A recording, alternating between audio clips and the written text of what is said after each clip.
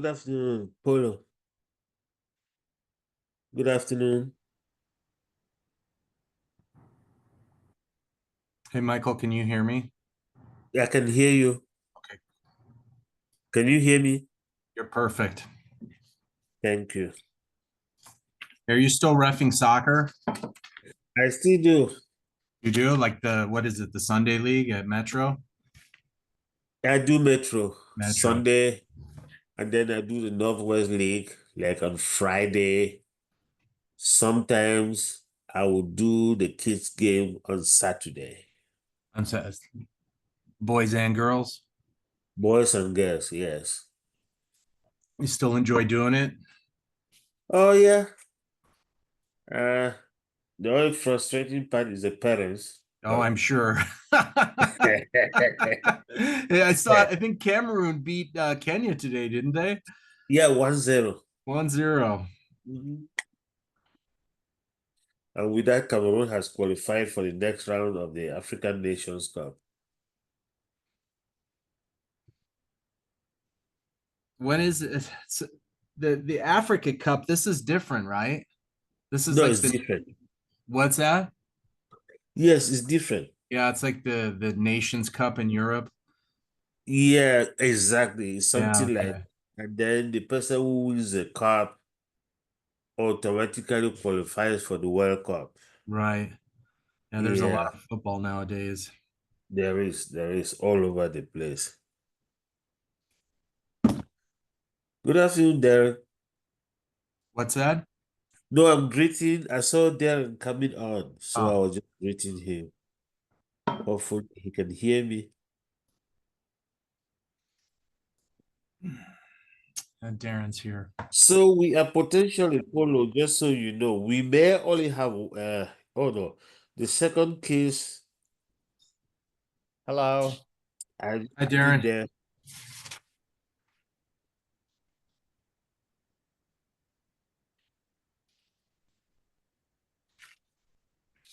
I am sure you remember this property, Paulo, because I think I did a minor review on this property with you Was where it? they were basically doing the roof at that time. Oh, I It's been think a this is while, a different one, isn't it? but no, it should be the same one. I think I did a minor review for the roof on this house, Yeah, you and and this I. person had been wanting. Yeah, you and I did this minor review. I can still remember. Uh, they were thinking of the same thing they're doing now, but at the time they were just interested in doing the roof. So they're coming back to do all these things are listed here.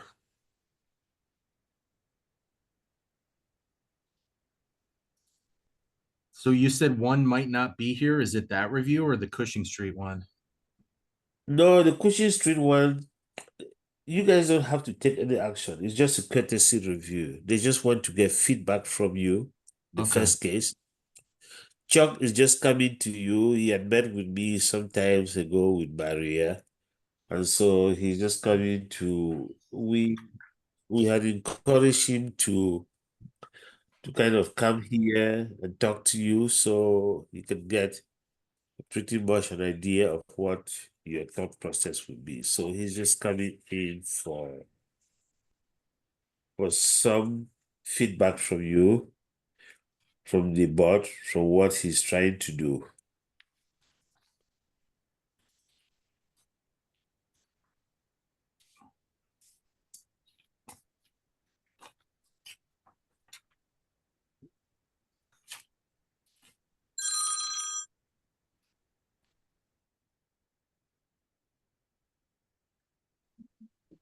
Good afternoon, Bill.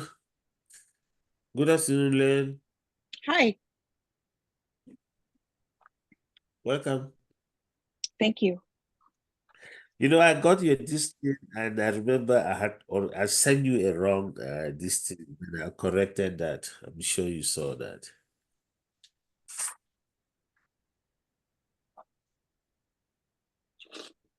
I believe so. Yes. I had two messages Yeah, from I'm you. sure you did. Yeah, the first one I made a mistake. I sent you a link Hmm. to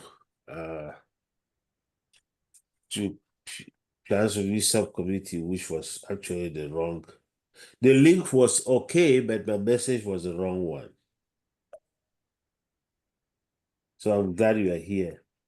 I had intended to call you just to make sure that you got the right listing, but I checked my email and saw that you had looked at it, and I was like, okay, so should be fine.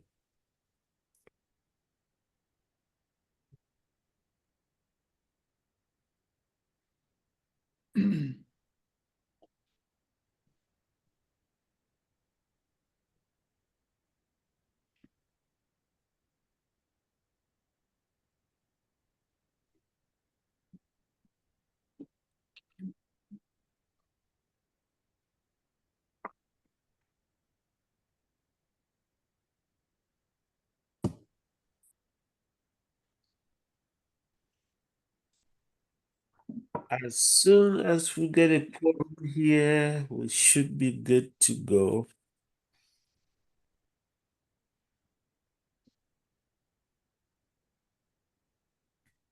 So we have quorum. I know that Grace is not going to be here. Let me see. I see Hope is here.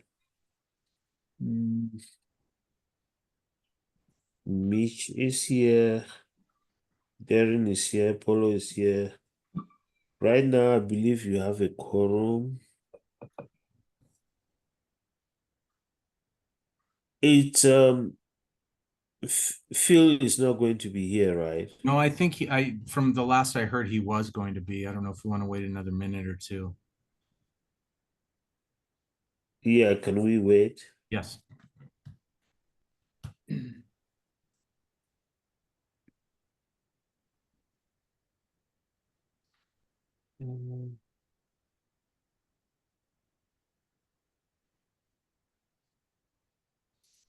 So right now for the board members, I have Darren, I have Polo, I have Hope, I have Mitch, I have Steven.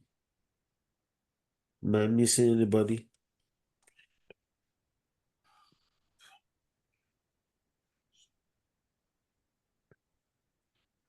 Five. So 1, 2, 3, 4, 5. Actually, we have a quorum. It's up to you, Mr. Chair. Whenever you're ready, I believe we can start. Let's see. Let me see. Somebody just checked in now. Oh, Maria is on.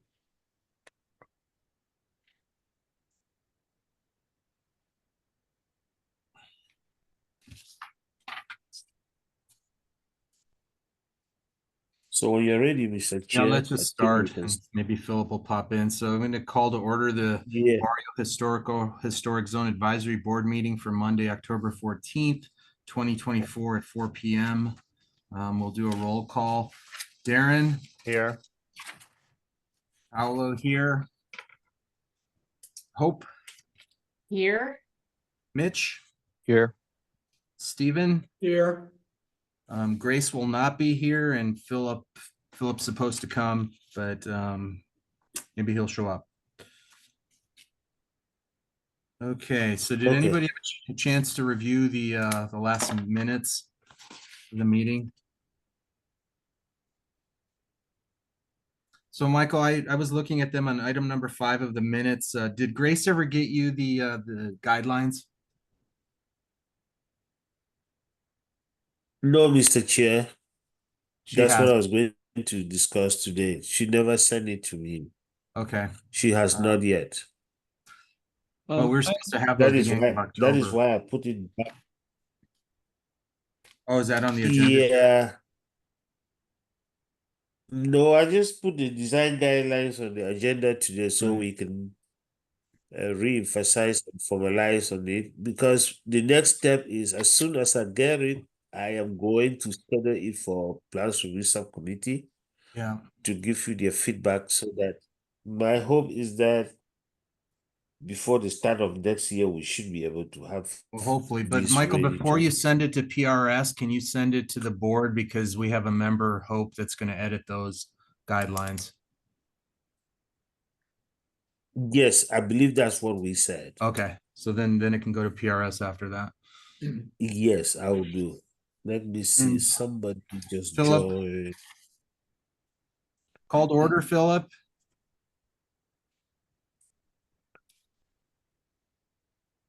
Here. There, cool.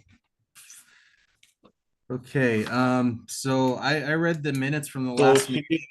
Philip is here at 4:04 p.m.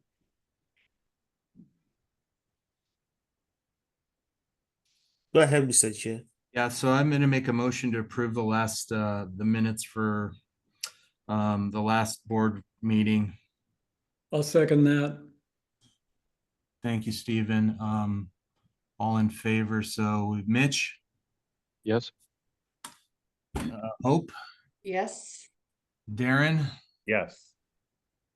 Philip,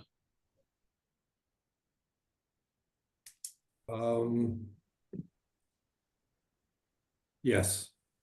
cool, so that's 6, and me, yes, well, I made the motion.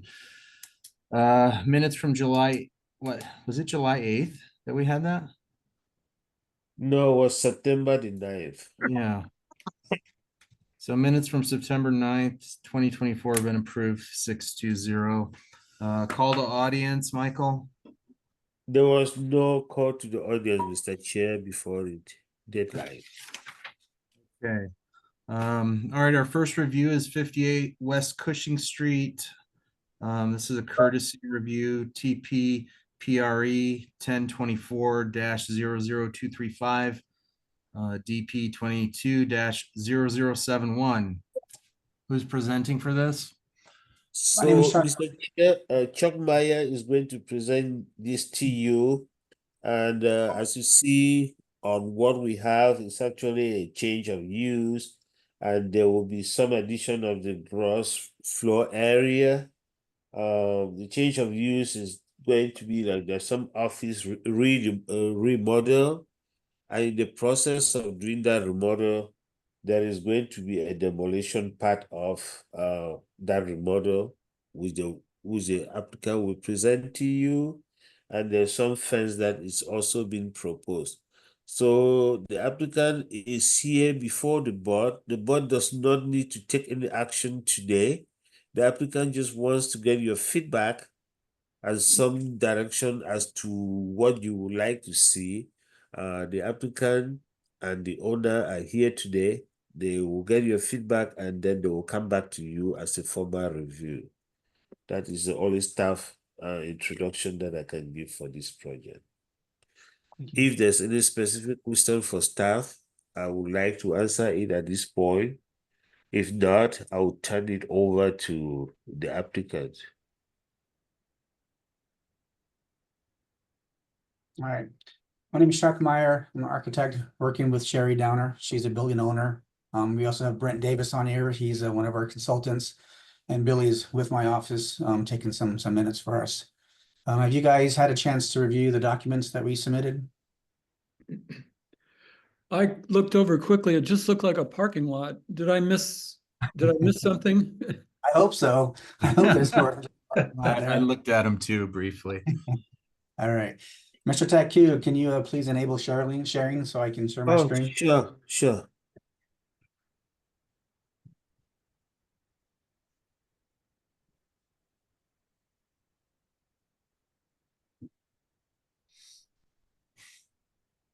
Perfect.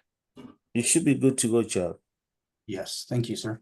All right, so 58 West Cushing Street is existing building there. I've got Google Streets just in case you guys are familiar, want to see the building itself.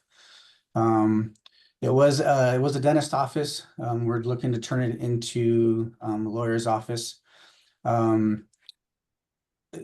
Mr. Tech, you mentioned there's going to be some addition to the usable square footage and the floor print, and we're not changing the footprint.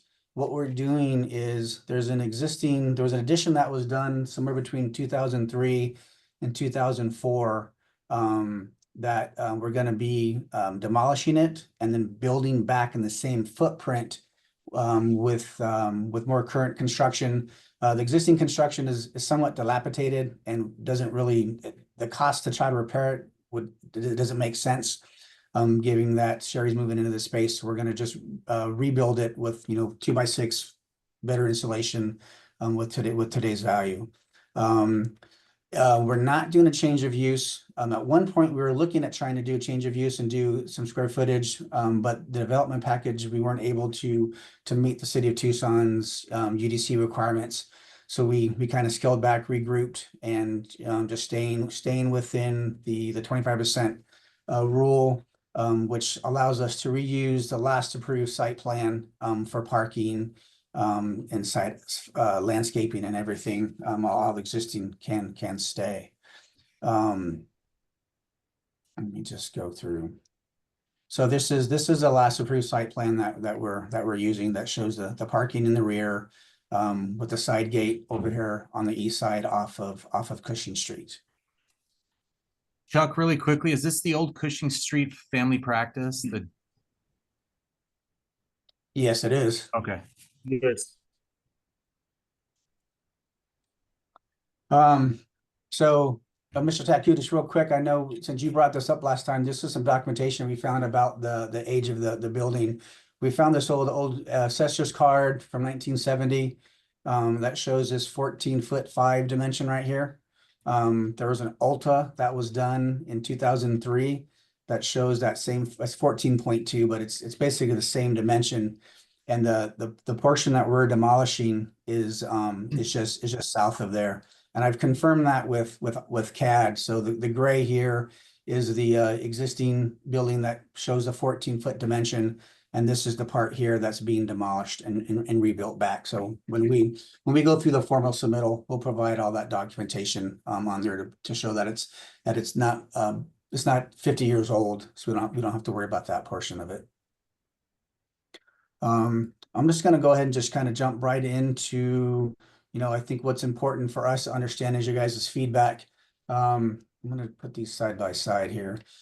The change we're making to the building is, let me pull this back a little bit, is within this, the back on the east facade, on the south side, away from the street. The major one is we're going to be enclosing these two door openings here. And then right now what we have is we've got a shed roof that slopes towards the east, and then the portion that we're demolishing actually slopes towards the south. So what we're going to do is we're going to pick up this line right here, this trim line, and just extend a parapet all the way back, and then redirect the roof so we get some better drainage. We're recreating, the window that's in the addition that we're demolishing there as well. Some of the questions that we have with the windows is we want to respect the architecture that's in there. Obviously, let me turn off my phone. I apologize.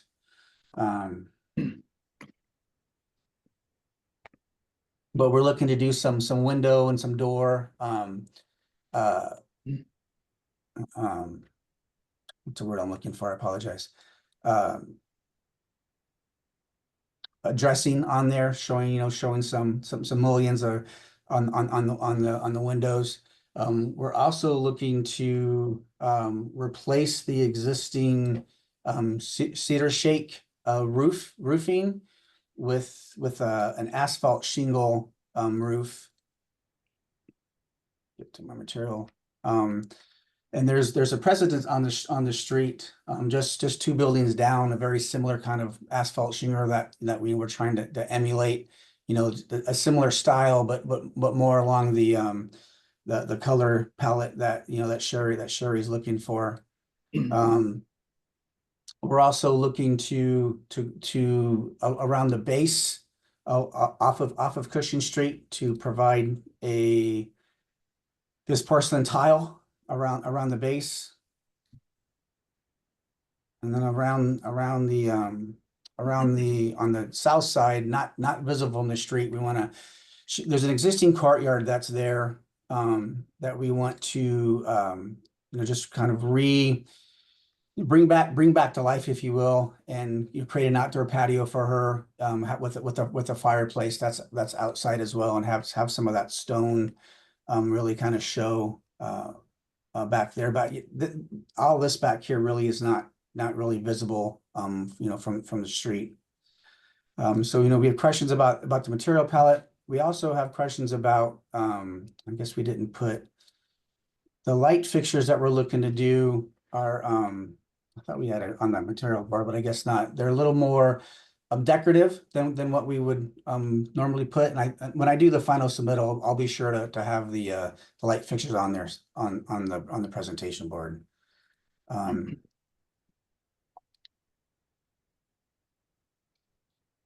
What's the date of construction on the original building? The original building, well, according to this here, I see 1926, I see 1909 and 1970. I have the historic. Let me pull it up real quick. I believe I have the historic records on here.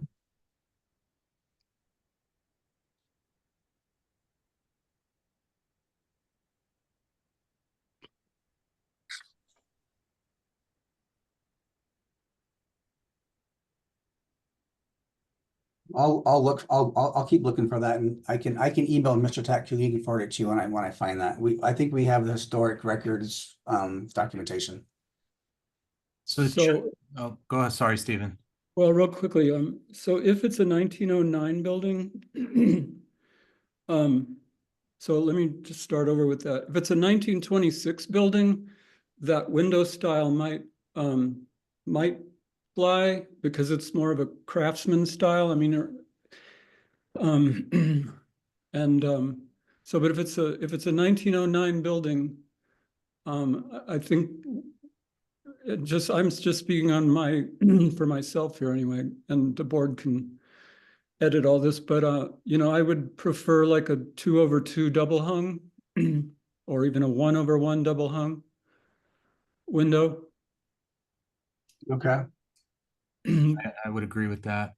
And Chuck, what is the thinking on that porcelain tile as a Yes. wainscot? Yes, please go into that porcelain tile. So it's a look that Sherry she likes, and it's one of the reasons why we're doing this courtesy review to get your guys' input response on that. So I don't think we'd ever approve that. Do you have actual photos of the building from that? Was it the north elevation?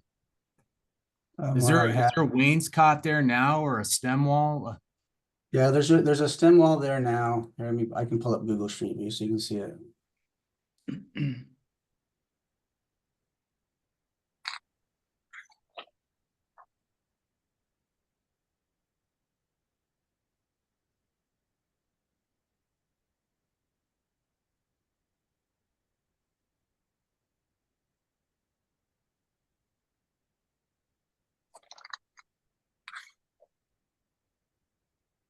While you're looking, what is the construction of what is the masonry? Is it brick or adobe? It's adobe straw. It's straw adobe. You can see the thickened walls. Straw adobe.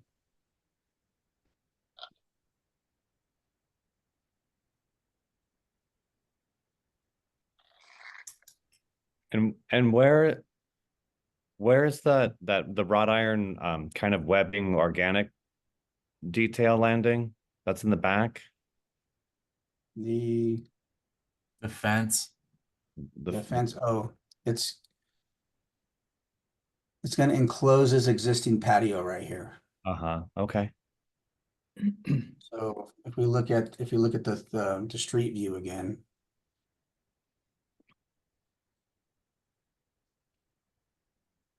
Kind of where this wood fence is right here. I'm not seeing your cursor, Chuck. I don't. Are you seeing my screen at all? Yeah, no, I am on your screen, but I don't know if I'm zoomed in. Let me Is everybody else seeing his cursor? I see it. No, Like, No. right. No, it kind of jumps away. Let me do this. I'll annotate. So right here, and you see the red here? yeah. So it says it was basically replacing this wood slatted fence right there. There is a gate, let me come this way a little bit. You can't, it's hard to see from the street view, I guess. There is Okay, a, we're still looking at your plan in a zoomed version. I don't think we're looking at the same thing. is it not showing the street view? No, No, Mm-mm. That's interesting. Let's try this again. Well, that would explain a lot then, wouldn't it?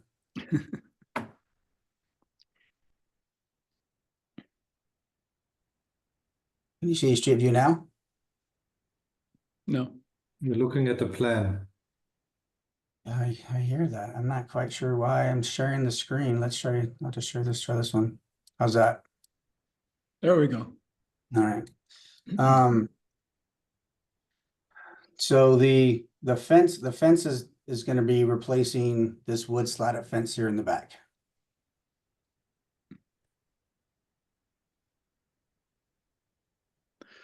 So Darren, I don't know if you're probably going the same direction I'm thinking, but if that could be less of a contemporary look, something with more kind of, I would propose something with kind of vertical lines. Can you that- go back to the sample? There, thank you. yeah, I don't think there's any precedent in there historically for plasma cut steel fences. So I would prefer, like Steven said, more verticality to the fencing or corrugated. I don't know what the board's feeling is with that. Yeah, that would be good. But if they want something open, Yeah. I think maybe, I mean, yeah, corrugated would look great, but if they want something open and kind of breeze friendly or something, kind of some vertical wrought iron or something would be good. Now, is that only on the I don't know why I have to keep sharing it. Usually I can share my whole screen. Is that only on this east face here? Because you can see it from Cushing. What about on the south facade where it's only seen from the parking lot? Well, I would, and I'm new on the board after a 25-year absence, so I don't know, I might not be speaking for recent precedent, but from a neighbor's standpoint, even if there's a fence there that could come down someday, I mean, I would advocate for something more historic from the neighbor's viewpoint perspective. This is consistent with recent recommendations too. We don't differentiate between what might be seen from certain view angles and others, because something will be seen from somewhere always, just like Mr. Chair, Mr. Chair, member of the board, for the purposes of HPZ review, your preview is to review all the four sides of any property. Right. This notion of visible from the street or not visible from the street is usually applicable for projects in the National Register where they have taken a conscious decision to put more accent on this front facade. But as far as the code is concerned, your preview is to review all the four sides of the property, visible from the street or not visible.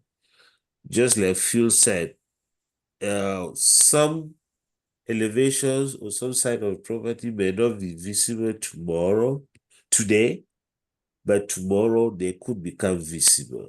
So the code does not distinguish or does not give us to say we should focus mainly on the front facade. Thank you. Okay. Thank you for that. So can we give Chuck some sort of, parameters in terms of materials and kind of. Can we talk about the roof really quickly? I mean, it's a beautiful shake roof that's probably leaking like crazy. So you're trying to do something a little bit more resilient to the weather. Correct. Yeah. What's the board feeling with the change of roof material? Well, shakes, so shingles were historic, but shakes weren't. So replacing the shakes wouldn't, I mean, and frankly, I mean, you know, I put a steel roof on our house like a couple of decades ago, and it's the most, you know, satisfying thing I've ever done. Because I'll never have to worry about it. I mean, so any kind of wood material, although asphalt shingles degrade as well, but what is the board, any recent precedent for the board considering shingles, asphalt shingles? They have been approved when there were replacements for existing asphalt shingles, and there are, as far as I remember, they are acceptable, you know, in general. I think obviously a metal roof would have more of an, you know, contribution of a quality material to the neighborhood, but this is more of a suggestion, I think, at this point than we can fully enforce. That's my understanding. Can we see those shingles you were suggesting again? Absolutely.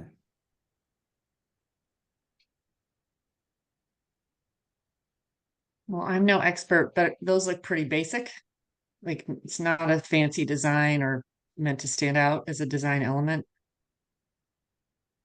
Correct. Yeah, absolutely. They're really, the intent is to have them kind of, you know, play with existing color scheme. And, you know, like I mentioned, there is a president down the street that we're trying to, you know, emulate as well. Just subtle replacement with asphalt shingle. So basically what the board is saying, Chuck, is probably you can do asphalt shingles or you can do a metal roof. It's up to you. So you have a choice here. Okay, thank you. Getting back to the porcelain tile on the front. Anybody else? Well, We haven't is the seen that porcelain anywhere. tile, yeah, is that porcelain tile also the material you're suggesting for those fireplace walls as you're showing in the elevation? Back. Yes, sir. Because you called it stone, so when you said stone, you meant this is the porcelain tile. Yeah, I apologize. I did. Okay, good, understood now. What's the idea behind that? I mean, look, there's no precedent, for sure, for that material. It's a very recent material, especially with these, you know, 4 imprints of other materials, wood or stones. So the barrio lives from authenticity, right? That's what we're all about. And this kind of 4 material, even, you know, there's no precedent, but I don't think we would consider, I wouldn't consider it even to think about it because of its 4 character. Okay. I think it was a look that the client was just hoping to be able to put for her building. So, you know, this feedback is very helpful. So thank you. So board, can we suggest any alternative for Chuck? Is there something so there's no problem you're trying to solve? It's aesthetic. Aesthetic, correct. Chuck, Yes, can you go back to the street view, please? Yeah, that would absolutely. help.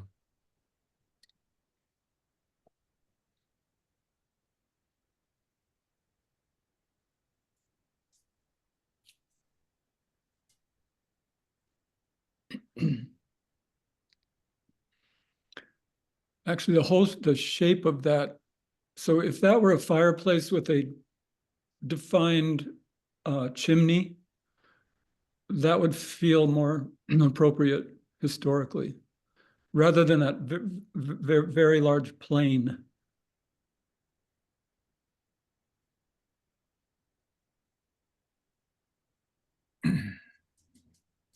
So I want to be clear. So we have a so are you suggesting that as the fireplace and the patio area is acceptable with the tile, is more, maybe potentially more acceptable with the tile because it's a chimney than just a horizontal plane, or I'm not. I don't know. I don't think there's even an expressive fireplace, Stephen, really around, no? I mean, in this Say form. that again, Philip, sorry. I'm not aware of any expressive fireplaces in that development zone. It would be good to see that.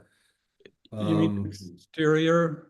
Well, no, just to make them a separate object from the wall. Usually the fireplaces here are part of the wall. Yeah. Yeah. And then you see the chimney above. So this kind of design gesture to make the fireplace, it's you know, a singular or signature gesture within the on the building is very untypical for the neighborhood. We would have to see, if you wanted to propose something like this, we would have to see your photos from out of the development zone justifying precedent for this. Okay. But if we did the fireplace and it was more in line with the materials of the building. Yeah, that would be more Yeah. appropriate, most likely. Yeah. Stucco. And then, like Stephen said, look around. I think there is a few chimneys, let's say metal chimneys or so around that would be more appropriate than big masses sticking out of the parapet. What I'm thinking of is a so a chimney with a I'm sorry, a fireplace with kind of a mantle. So you'd have a broader angle down below where the opening is, and then a kind of a platform, and you know, hopefully some sort of well, I would go with something kind of, you know, Victorian or something, but I guess that's up for grabs. But then recessed back in, the chimney would be covered with an angle, you know, an angle similar to what that is, but it would just be covering the chimney part. So I mean, I have that in a back in our guest house inside. That's what that's kind of a historic feature, and it's again inside, but I'm not sure of a precedent for outside, but just to scale, you know, kind of scale that down so that it doesn't look real kind of modern. And that's going to be an actual wood burning, not gas only fireplace. Yeah, I think right now we're trying to have the dual fuel. Yes.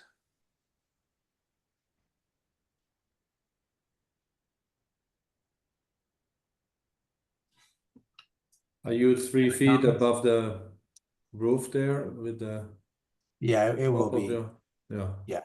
But is it shown at 3 feet, or will it be a bit higher than what we are looking at?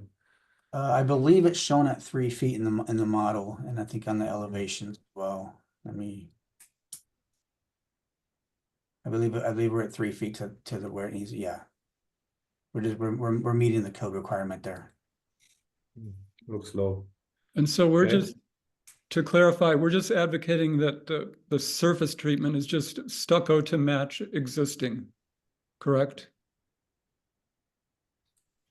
Board. Chuck, can you get us to the street view? Is that not working? Just to talk about the wainscot at the front or the stem wall.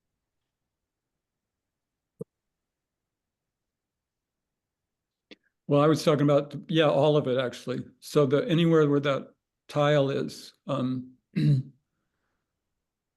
should either be, you know, some sort of facing stone or foundation stone looking. I don't think there's any there, so it would be just a stucco to match the building, existing building, right? Okay, yeah. Yeah.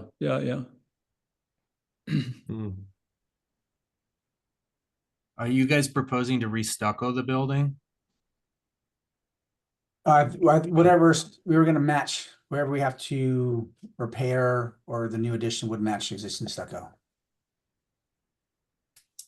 I'm really going to miss that blue if it goes away. Well, hopefully not. That blue with the yellow, and then the next door, the yellow with the blue is really cool. Yeah. And I think that's, as I recall, that's integral plaster, integral color, as I recall. Oh, But wow. I don't think we can mandate that, but that's a comment.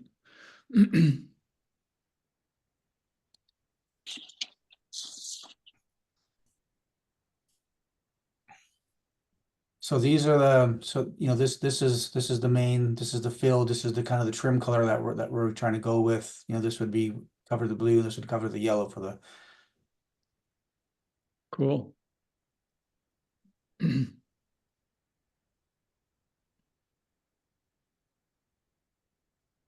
I guess the only other question at this point that we have is, we're going to be replacing I think the current scuppers. I don't know, they're really even. So Chuck, yeah, just to go back to that stem wall, because we didn't finish it and Paolo tried to get there too. Did you look what's underneath the stucco at the base of the wall? Why is that ledge extruding here? Talking about, let me just get this back on here. The area that you tiled Here, in the front elevation, correct? yeah. The intent is to expose the stem wall, it seems. There's other ways to do that, right? I mean, you could either take off the stucco there and see what's underneath. Maybe it's a nice stone wall that could be exposed. Okay. But the other thing would be just to consider keeping it in stucco, right? Which is Sure. quite typical on this block. Okay. I will definitely talk with Sherry about that. Philip, if stem wall or facing stone or whatever's underneath there, it does continue on next door. Would that be acceptable to, like, if he did decide to expose, if there is a stone there, if he exposed it, that would still be okay even though the stucco continues on next door? It's a good question. That would have to be I think it's a fair question. Normally we couldn't say much, right, if they don't own it, but in this case, maybe these houses were actually together historically. I don't know. Then I think it would be problematic, right, to separate them suddenly. Because and then looking at it, it goes all the way down pretty far, yeah. Yeah. And those have double hungs. Yeah, see, Chuck, that's a window style that would be preferable. I think that's what, let me see, let me go back and just, let me find my drawings again.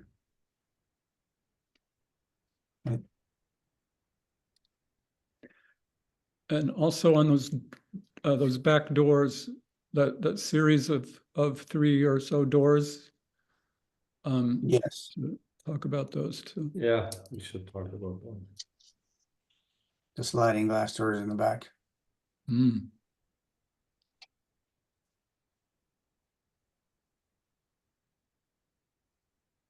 Yeah. So these are new. Is that correct, Chuck? Or what's currently there?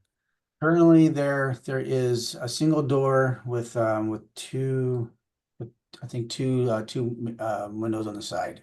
Yeah, so again, you would have to show us historic precedent for something like that. Okay. What rather would likely be more appropriate is separate them out. And if you have one door, maybe it's 2 doors. And they can be glass doors, and then there are more punched openings in the wall than these continuous glazed openings. Again, we have to look at this like a front, we don't distinguish between the 4 sides. So this is, unless you prove otherwise, it's very untypical. Okay. And when you do this research, you have to look at contributing properties, right? You can't look at anybody who, built something new or modified something at a point where it wasn't where it wasn't protected. So we have to be really careful about that. And also what looked like maybe the inference of transoms above those doors, you'd want to consider those as well. And if there's a transom above the existing door, that would be, work in your favor. And then also on the picture on the right there looks like the same kind of feature above the windows, those 3 vertical windows. So that would be, are those, oh, is that new construction there? Let me show you. So here is. Are you seeing the 3D model? You seeing the actual photograph? Oh, the Photograph. 3D. Yeah. So that's Zoom is being weird today. I apologize. Usually if I just share my screen, it will just show whatever I'm showing on there. So here, so this is the existing condition. That's where the 3 very vertical, those kind of tall, narrow windows are shown in the 3D? Correct, yes. Is that where the doors are? No, that's where those 3 vertical, let me get a better. Okay. There we go. This is the doors are behind that fence on the right. Oh, okay. Question. Yeah, so those pictures, the picture I showed you are these 3, and we're keeping the same window opening. We weren't changing the window opening. I don't know if I have a good picture. Let me see. What kind of windows are you thinking in materiality? They were, I believe we're doing a vinyl window.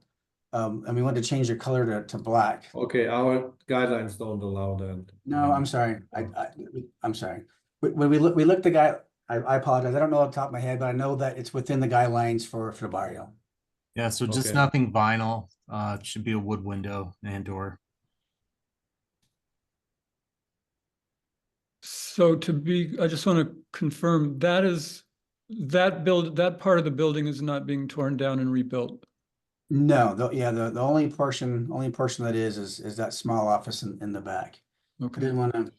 So wouldn't we want to keep those windows, the original configuration of those 3 windows that are there? I mean, you can replace the windows, but the openings seems like they should stay. Yeah, we're not changing the opening. We're keeping the existing opening. In terms of width to height ratio, height to width ratio, these appear different. Sure. Well, I'll double check, but the intent is to keep the same size windows and the same opening, so we don't have to change the proportions or anything. Okay. So okay. So one thing, and this is part of this discussion, I think, Chuck, when you submit it, it would be good to see a before and after condition next to each other. In the moment, it's really hard to know which part has been changed and which part do you maintain. Okay. Normally, a good submittal has both next to each other, and then we can really follow closely that your design intent and development. Okay.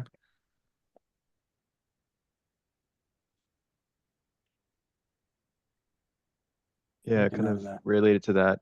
I'm wondering what the other board members' thoughts are on the infilling of the openings on the east side. Because the guidelines discourage infilling openings and encourage to preserve them. Can we look at that? Existing and then proposed?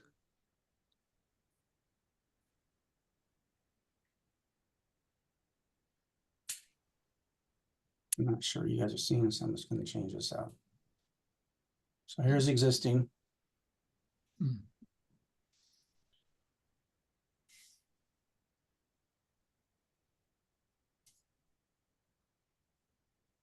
then the proposed.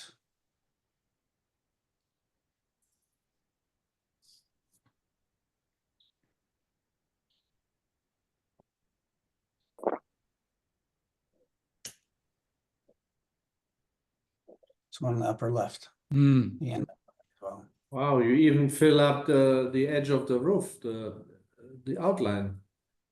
You have a stepping down currently, and now you make basically a continuous horizontal line. Yeah, we're changing the roof slope. Right now the sloping towards us, and we're just taking a parapet straight back, keeping it consistent across the top. That's because you're replacing the roof Correct, yes. and it got higher? The roof is staying, in this portion, it's staying the same. And then back here, well, the roof is gonna be in the same plane. Right now, it's stepping down, causing some challenges, so we're trying to keep the roof in the same planes have it drain better. Mm. Mitch, do you want to talk about filling those openings? Well, I just know that the guidelines discourage infilling openings, and I was curious about your thoughts, or other members' thoughts on. Do you think it's acceptable or? I would, it's every little bit that gets taken away in the neighborhood makes, diminishes the kind of cultural and historical value of the neighborhood. And so I would really be disappointed to see those openings go away. It may seem like a inconsequential facade, Chuck, but it's not, just because it's part of the fabric. And so to see that huge, big expanse there, it just changes. And even I know this is a challenge. I kind of feel, I feel self-conscious and kind of saddling you, because that is a problem you're trying to solve. But that, historically the front parts of buildings were original. Then as they added on, they stepped them down and back. And that's a historical development, development pattern. Stephen, it's part of the character of the Barrio. And if you are now doing a one line, that is a whole different, suddenly character for the building is, it's as if it was designed in one, and you're kind of taking away the historic nature of the building, and that's really a shame. I mean, that's a tough one to follow. I think it would be maybe good to know what technically would really require doing that. Okay. So I can talk with Stephen is Sherry right. about- It totally affects. I mean, there's a historic truth to the building, and it's a shame to take it away, for everybody. Mm-hmm. Chuck, the drainage on that currently on that upper left picture there, that drains north to south or right to left. Is that correct? Well, so Zoom has me kind of in a conundrum. Are you looking at the street view, or are you looking at the 3D model? The 3D model. Okay, all right. Let me change it to the street view, because I think it's easier to see on here. So currently this portion of the roof right here, can you see my cursor? Yeah. All right, this is draining. It's the high sides on the west, the low sides on the east. So it's draining towards this drive right here. Okay. This back part where we see the window, that's draining the high sides to the north, the low sides to the south, and it drains towards the south into the existing patio. Okay. Wow. That's a challenge. And now you want to drain only to the south, or what? What's the change now? The way we have it set up is we're going to drain only to the east onto the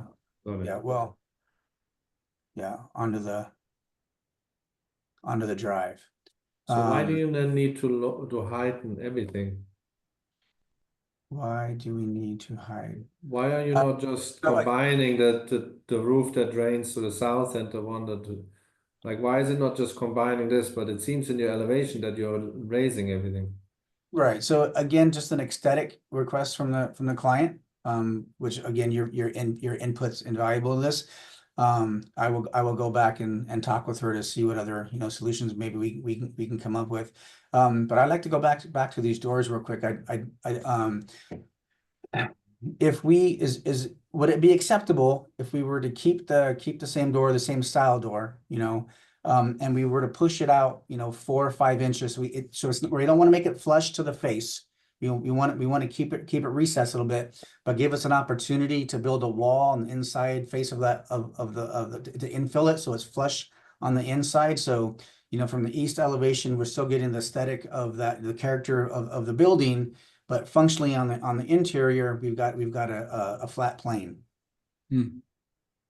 And we can, and obviously if I infill that, I have to meet our value, so it has to be at least a 6-inch wall. So it'll be 5.5, with drywall. So it basically would probably come out about 6 inches. So I could put some bat insulation in there. Are those doors flush on the inside? They are. Well, this one here, all we can see is a transom. So I'm pretty sure that's flush, and I'm pretty positive. Let me look at my pictures over here real quick. So I can see if I can find them. Yeah, so And you said that's an adobe structure? yes. So the depth is probably pretty significant on the inside. I think the reveal on the outside of that northern door, is that the door we're looking at? Oh yeah, this door, I don't understand why Zoom is not letting me, it's only doing screens. So this door here is The southern door. Yes.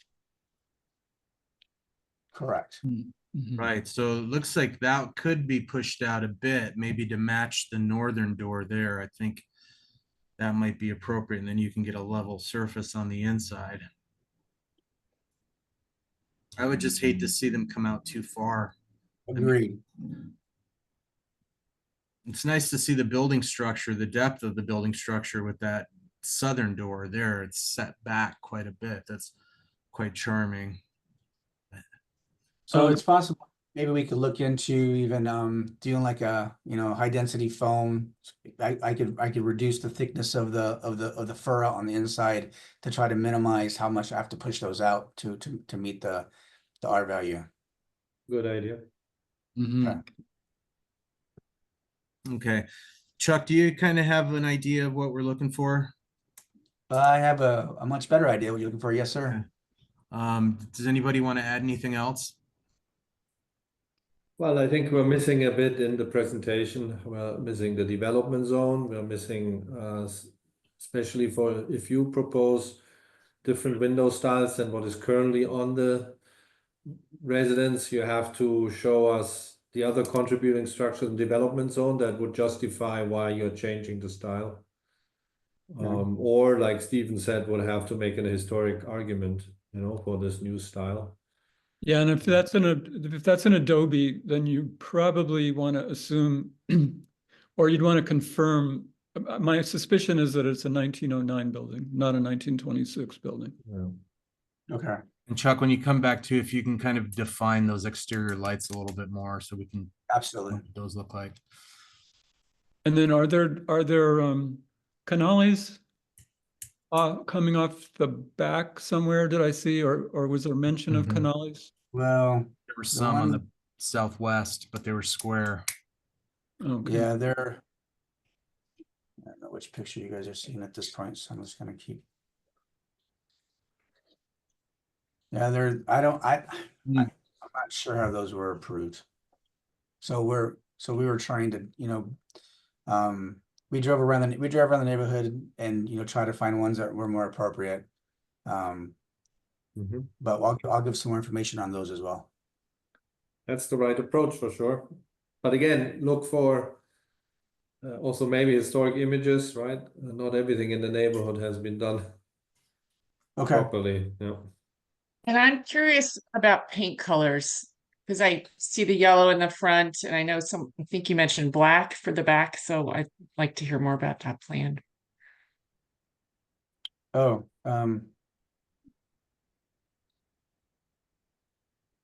so the idea was, with the blue and light silver, but we wanted to do the window frames and the door frames and door themselves in a black color.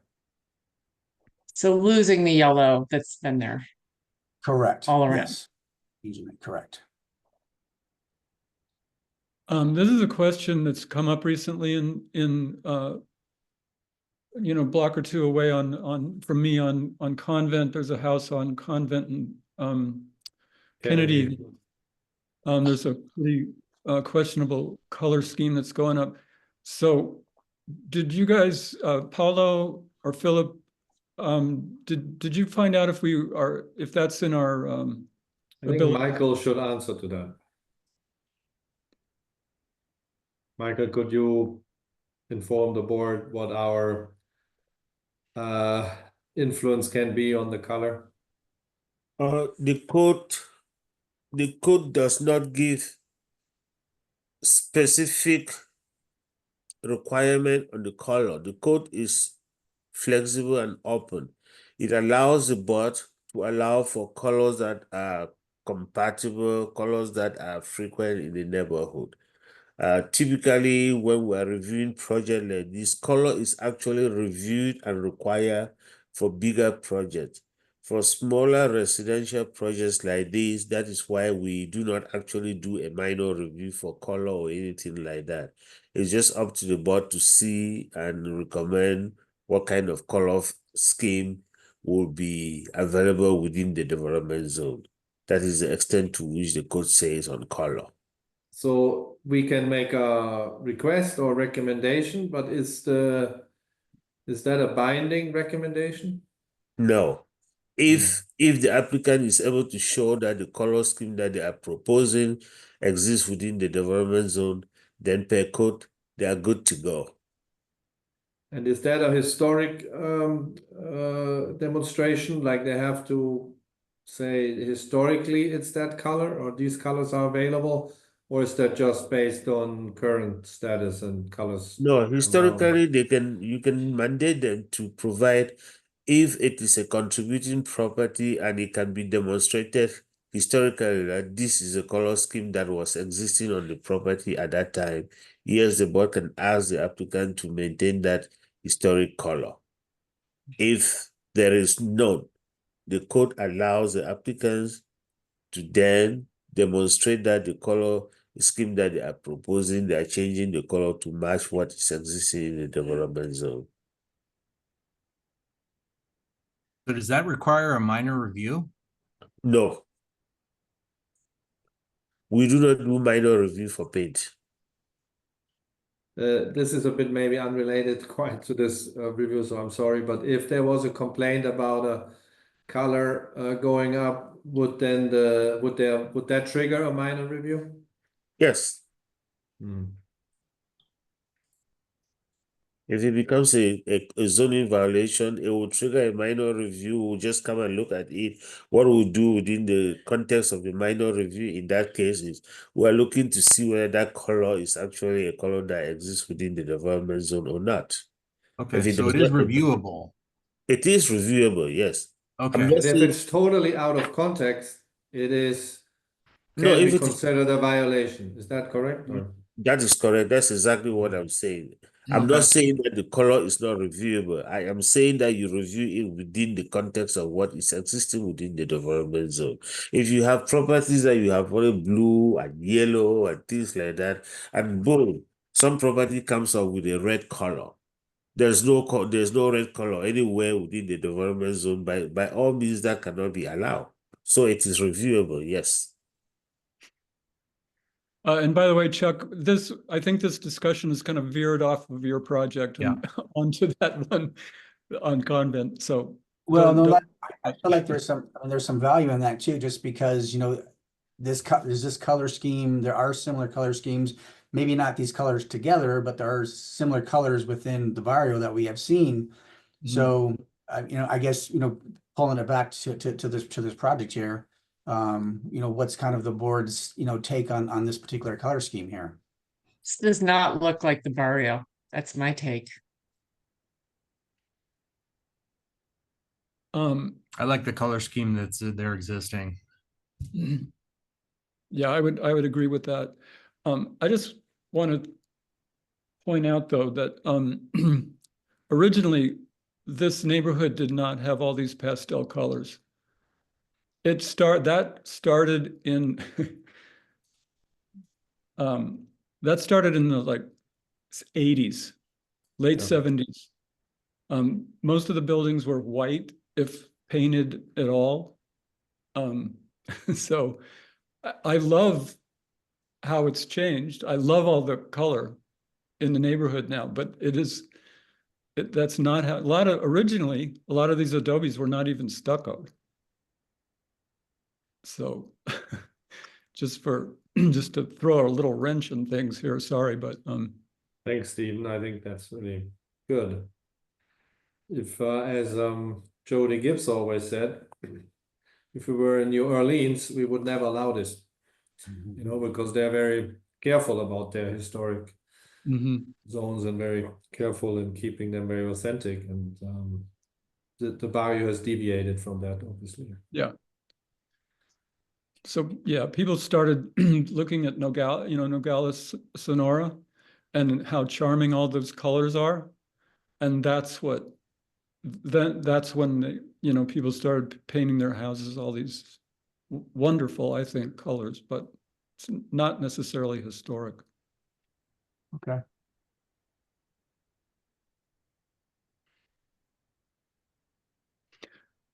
But back to the question of, so preference-wise, I'd love to see the building stay the same colors, but for whatever that's worth.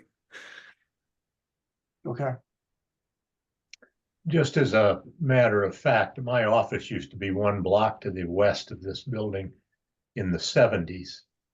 And the street wasn't even named Cushing Street, it was 14th Street. And sometime, I don't know, in the early 80s, they changed it to the original name. And if you've ever tried to explain to people that your address changed, but you didn't move, you ought to try that, because that was pretty difficult.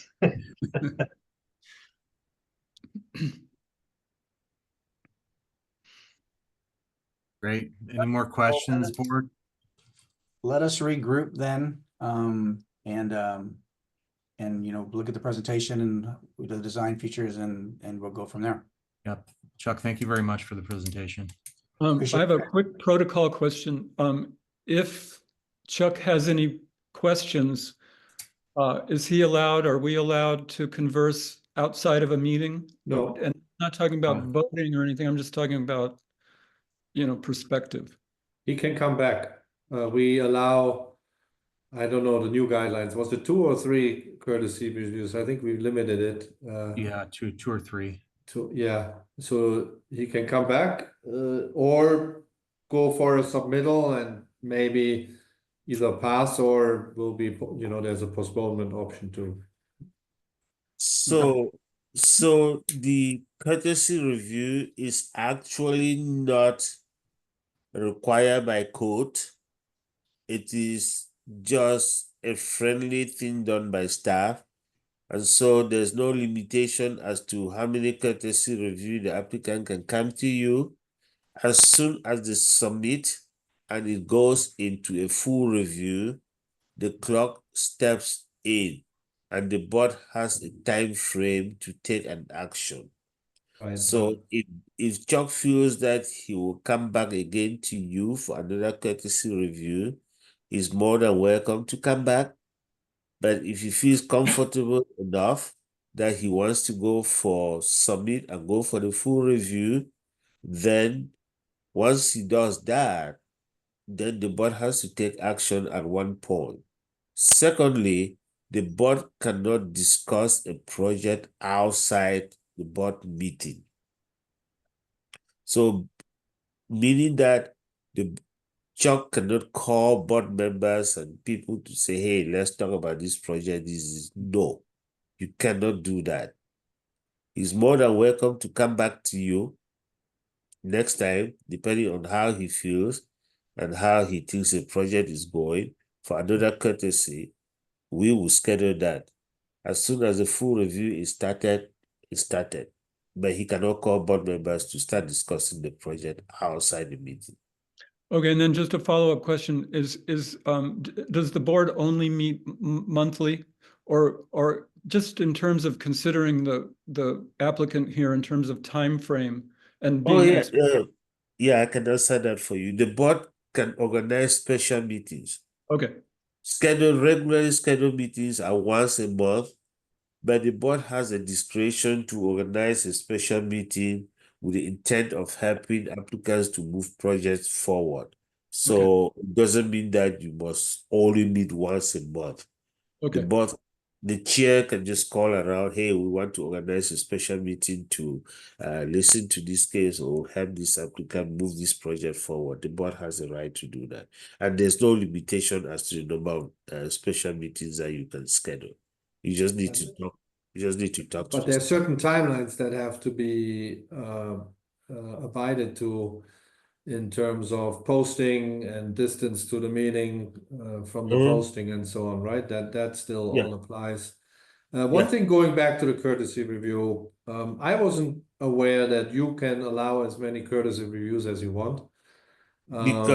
Because our new guidelines, and I think the old guidelines too, and we saw that also in guidelines, let's say from Armory Park, they express a I don't know if that's a, you know, how binding that is, but they say you know, in order to avoid those multiple and ever, you know, there's owners who come back several times, you know, without much progress, you know, there is a recommendation at least, or a request from the board to limit those courtesy reviews to a certain number, right? And for applicants at some point to take decisions and come in with something that they really want to, you know, that has a serious agenda.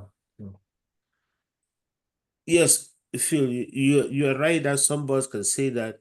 Just bear in mind, minor reviews are not code mandated. Courtesy reviews, you And mean?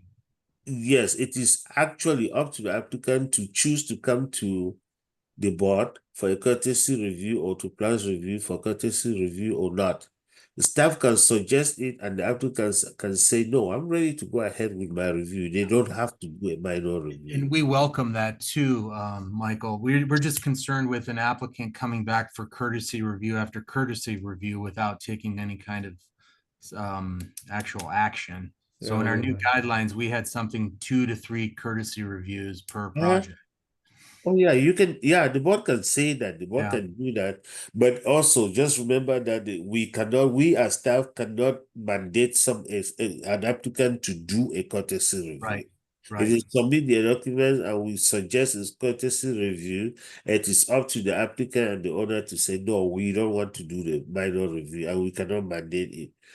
The case that Phil is referring to, Fort Law has talked about that. They want every project that has to come to first go through a courtesy review, and we have fought back on that. We have told them that there's no provision for that in the code. We cannot force applicants or anybody to do a courtesy review. But if they choose to do, our recommendation for staff is let's not keep people in the process of multiple courtesy review. Applicants are encouraged when they come before the board, before you go back, Chuck, and before you leave today, please make sure that you have heard well from the board. If there's anything you want to ask from them, you ask from them. You are saying you prefer this, you prefer this, you prefer this. So applicants don't keep just coming to the board forever, just like Phil was saying. We don't want to encourage that. I believe the original question that was asked, and I didn't hear the answer to this, was one of the board members asked, can an applicant talk to individual board members between reviews to get advice? And I said no. You said no. Okay, I'm sorry I missed that. No, I said no. Can you give me the submittal date for the next when I have something submitted by, if you want to do the next board meeting for courtesy or another courtesy review? What I think you probably should do, but is probably ask the board if they are ready to do a special meeting. If they are ready I don't think he's asking for that. He's asking for the next meeting. He needs some time to probably redo it unless you want to special meeting, Chuck. But he is asking, when does he submit to you, Michael? in order to be on the next agenda. Oh, For okay. next regular meeting. Yeah, the Barrio meets the second Monday of every month. So you look at the second Monday we're now in October, in November, and I normally want the submitter to get to me 1 week before the meeting, which will give me the time to do the agenda and get it posted and for me to distribute the new material to the board. So typically the first Monday of every month is a deadline for submission of materials if you want to go back to the board. And then the board meetings are second Monday of every month. All right, thank I hope that Michael, answers the be question. allowed to just ask you for any clarification on things? Yes. Okay, And if he asks me anything that I need to inquire from the board, I can send an email to all the board and say, here is a request from this. okay, Can you people respond to me? You respond to staff. You do not respond to the applicant. okay. The board has the liberty to talk with staff and communicate with staff, but not with the applicant. Yeah, and the reason I'm saying, bringing this up is because it's, owning a property, developing a property in a historic neighborhood seems somewhat onerous. And I just want to make sure that he knows any way that he can expedite getting information to move this forward would be beneficial. So that's why I asked. We as staff member are the liaison between the board and the applicant.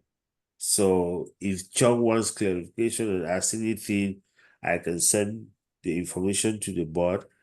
The board can look at it and respond to me. I can share that information with Chuck. The only thing that the open meeting law does not permit is open communication between applicants and the board. Okay. Right. Thank you for those clarifications, and thank you all for your time and your invaluable input. Appreciate it. Thank you. Thank you. Thank you. Thanks, Chuck. Good luck. Sure. And Very if you need to do informative. another courtesy, then come to me. What was that, Michael? No, I was saying to Chuck that if he needs to come back for Oh, another okay. courtesy, he can contact me. So I think we'll move on to the second review, and hope you have to leave early. I do. I have to leave at 5:30, so Okay, let's so see we what we can- get through. Okay, so second review is 582 South Main Avenue, replace windows, re-stucco, install gutters, repair porch, and assorted paintwork. It's a full review, and who's presenting this one? Just me, the owner. Hi, Hi. welcome. And I think you all have a copy of the proposal in the agenda. It's just one document, but it's about 20 pages long, and it covers first an overview of what's being requested and then more detail as we get, as you go on back. What I really want to do Everything is that you submitted to staff was provided to the board. So the Great. board has copies of everything that you submitted. great. Do you want to share your screen so I can make you the co-host? I can't. I don't know how to make that work. So I can only ask that you bring the document up and take a look at it, and we can walk through it. How is that? Can we do that? Sure. Yes. Or okay, because if we can't, then I guess I have to come back. I just No. need to go back to find the original email that it was in, right? Because we've Yeah. gotten so many meeting invites. Yeah, Sure. it's in the agenda for today, right? It is. Sure.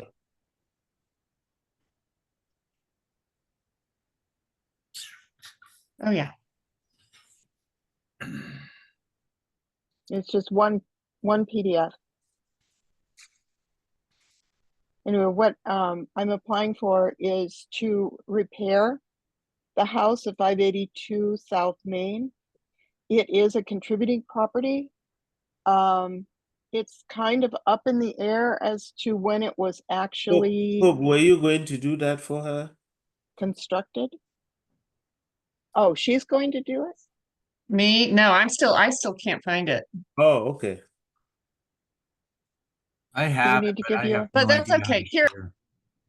I'll keep looking, but I can't share it.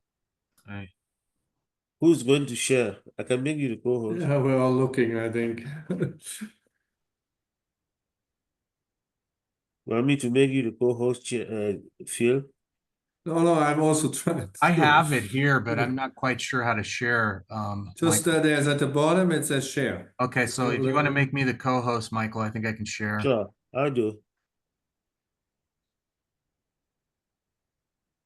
Thanks, Paolo. You just a black thing share and then green thing. Okay, let me Once Safari. you click on that, Oh God.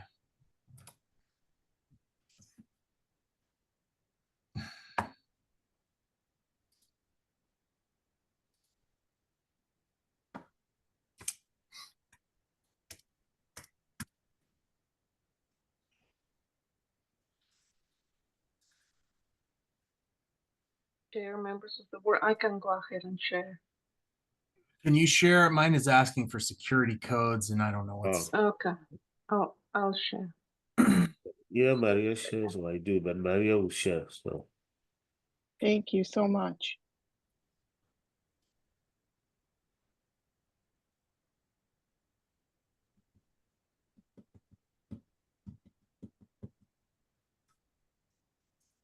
Can people see my screen? Yes. I see it. Yes. Okay. So let me know where you want me to stop here. You can start, go back. Yeah, just to the overview there. Above the design narrative to, yeah, just that's the project.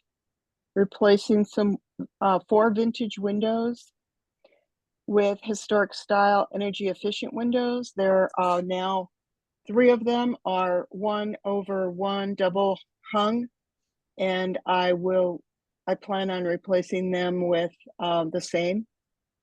One of the windows is just a little piece of glass that's in the bathroom, and I will replace that with a double pane piece of glass in a frame. Then I want to re-stucco the exterior of the house with a Terra Rosa tinted stucco, which is similar to the color of the house itself. And then paint the fascia, the eaves, the security bars, the doors, the entry doors, the window, the door trim, and the porch and the front porch, and the wall that's along the front of the house in various colors. The security doors and the security bars in black, the fascia and eaves in black, the entry doors in a magenta color. They are behind the security doors, so you don't really see them. And the porch and the trim around the doors and the windows in a heritage blue.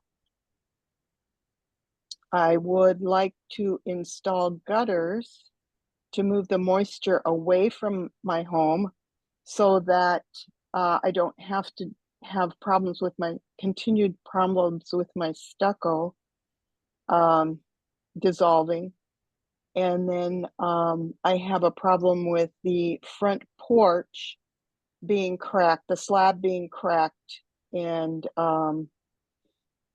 either take that whole slab out and put in concrete pavers, or cover it with tile or even another bit of concrete.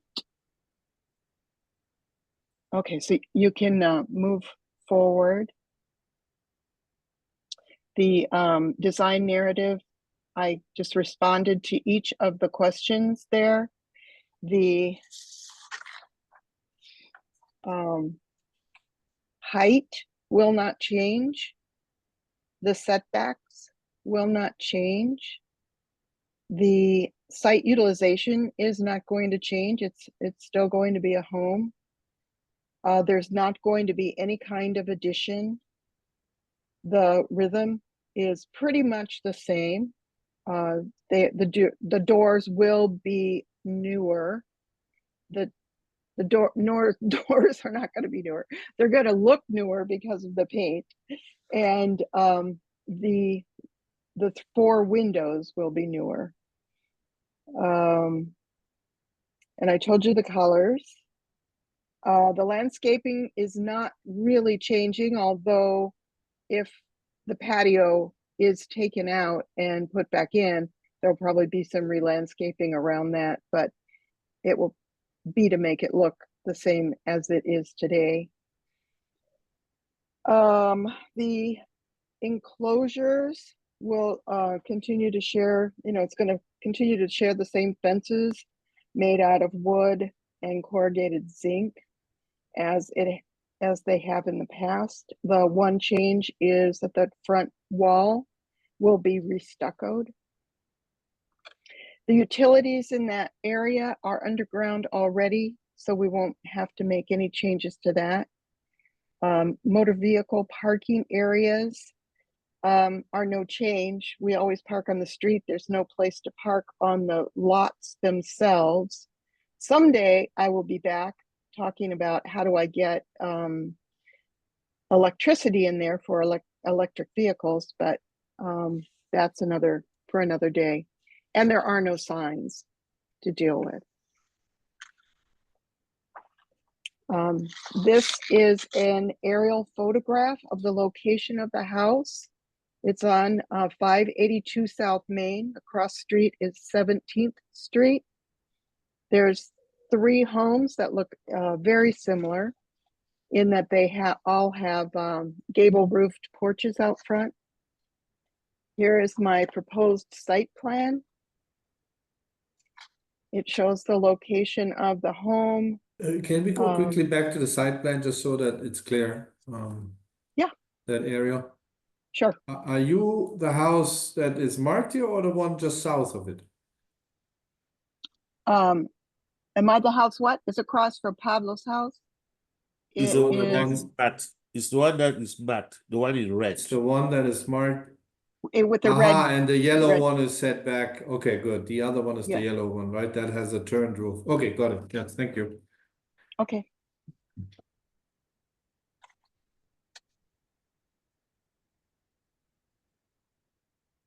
So the site plan shows where the covered porch is out front. That's the one where the slab is all cracked. And pretty much everything else would stay the same, except that, I would want to replace the windows on the inside. I'm not changing the size of the external opening for any window or any door.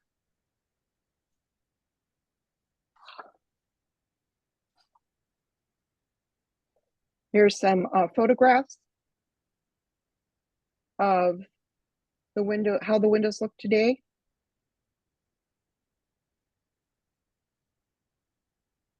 So the west is the one that says West plate glass is about 6 by 12 inches, and it's over the sink in the bathroom. It has a crack in it, and it's just a single pane of glass. The other 3 are double hungs. And like I said, the opening would stay the same. My plan is to replace the paint on the security bars on the window to be black.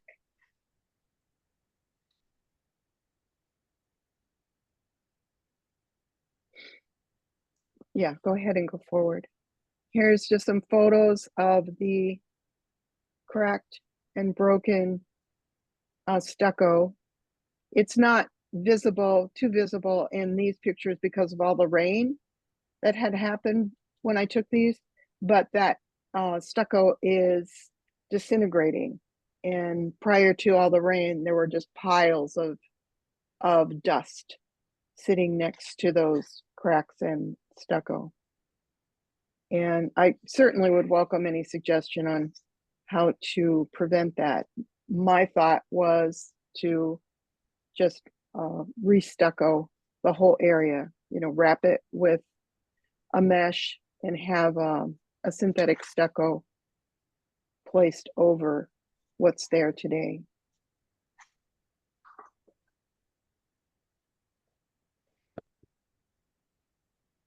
This picture shows the fascia today. You can see that there's a little 2 levels in the roof, one for the porch, one for the house itself, and that I would propose painting black. The doors, the security doors, you can see on the front of the house, and then the trim around the one would be blue. That one is on the front porch.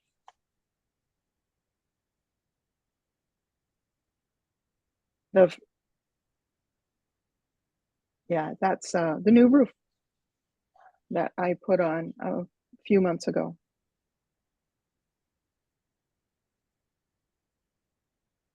This photo shows the window example again with the bars to be painted black, the trim to be painted blue.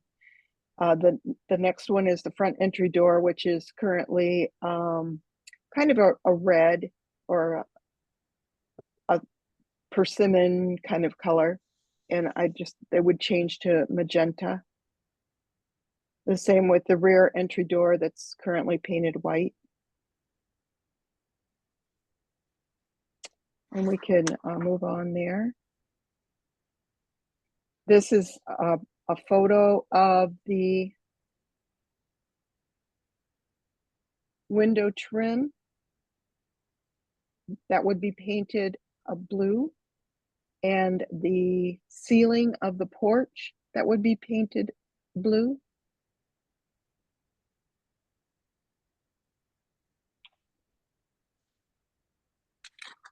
And here's an example of the gutters that I hope to be installing. They're on the house next door at 584.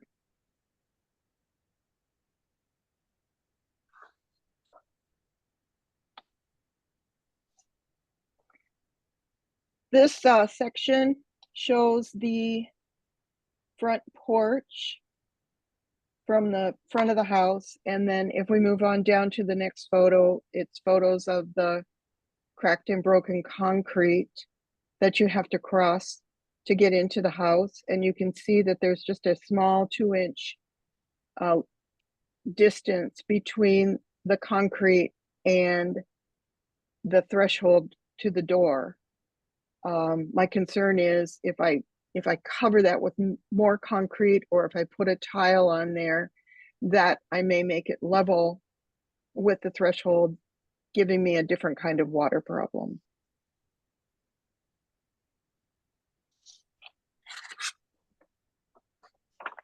These are some examples of some of the things I've looked at doing there. Just changing that, just the patio, not the walkway, with a kind of paver that would require removing the cracked and broken concrete and then putting the paver in there. Another thing I've looked into is the tile. Oh, can you move on to the next set of pictures? Thank you very much.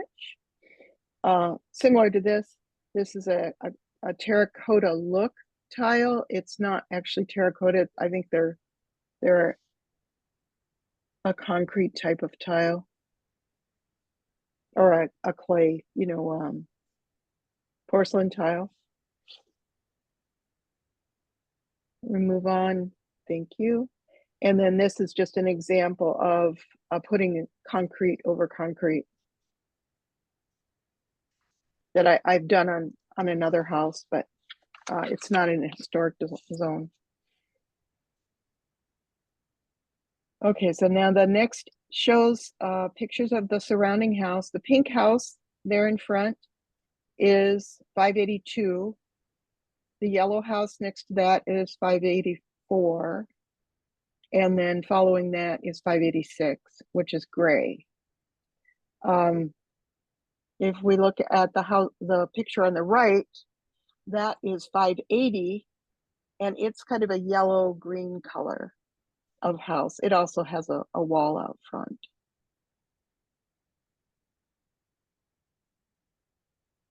Looking across the street, we can see, I don't know, there's a home similar to mine all the way to the right there.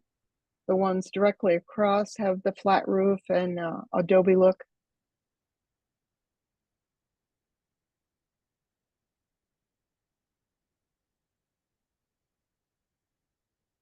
Okay. And this is a look at the view from the backyard. On the left is 420, which I think is outside of our development zone. And the white roof on the right is behind 580 South Main. Thank you.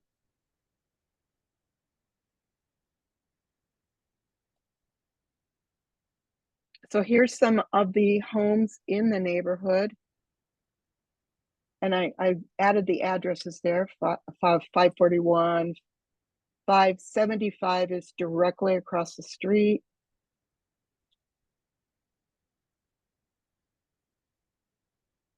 589 is the one that's down across the street, all the way at the corner of 17th.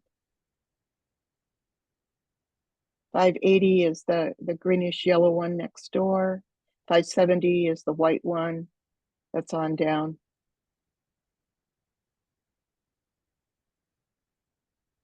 584 is next door on the south side. 586 is next to, further south, next to 584.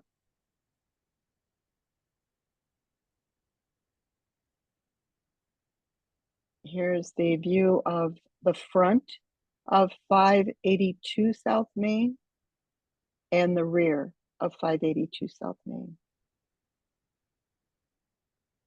It's very hard for me to get a picture going down the side of the homes because they're so close to the home next door. But this is a view of the north side of the home. And this is a view on the south side of the home.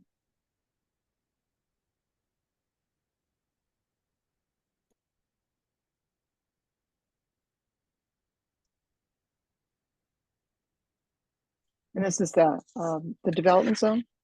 It is the green mark near the bottom of the screen. Yeah, exactly.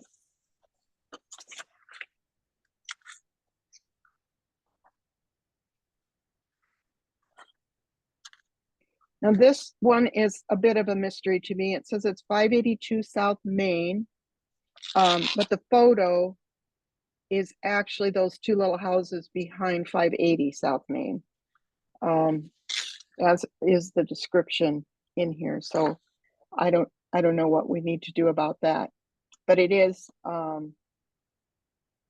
officially considered a contributor to the historic inventory. And then this is my, I put in links for you if you wanted to go out and take a look at the materials or the colors that I'm considering.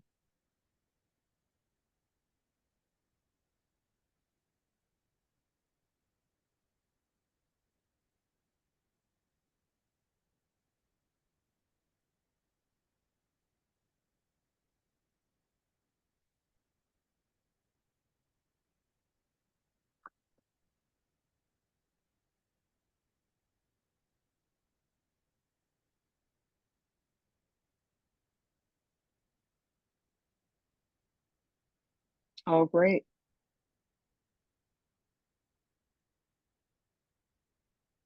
This is for the stucco from Drive It. I don't know if you're familiar with that. This is something that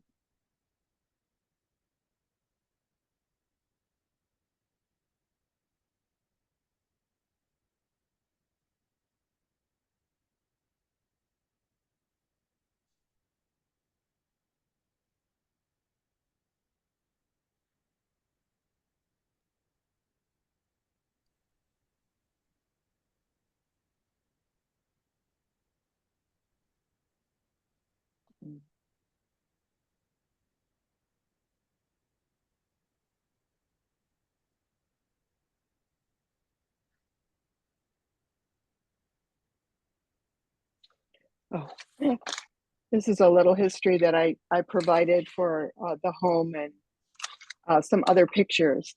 The one on the left is a photo of 582 South Main from 1996. And the one on the right is from about 10 years later. You can see that, you know, the fence was replaced with a wall and just maybe some other minor changes there. I purchased the home in 2005, the end of 2005, and I'm the one who painted it the pink color.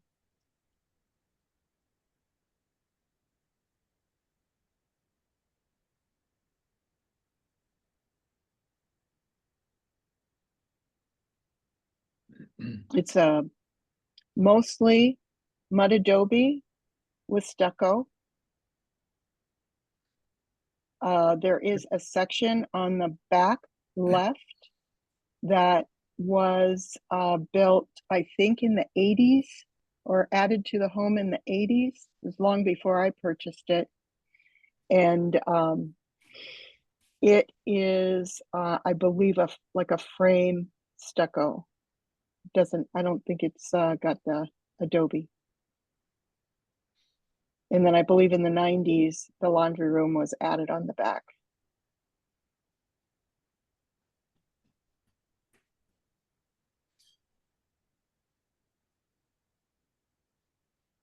Lynn, thank you for the presentation. It was very thorough. Does anybody have any questions? So the 4 windows that you plan on replacing, do you have a product for those? I do.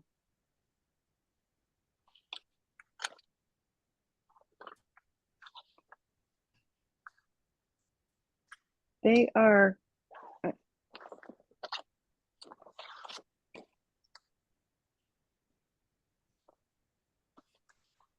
maybe it's in the section with the window. Weather shield. Weather shield,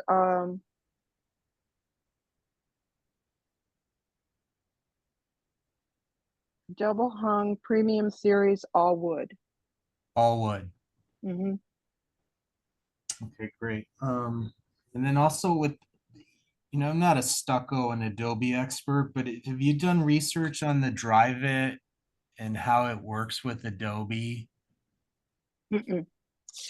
You know, so I think you might want to look into that, because one of the problems with these Adobe structures, if they don't breathe, that becomes an issue. I know the Drive It product, those synthetic stuccos, I don't believe they allow the walls to breathe properly. And if that's the case, I think you might be doing more damage than good to your walls right now with that product. So I think you want to research that. Okay.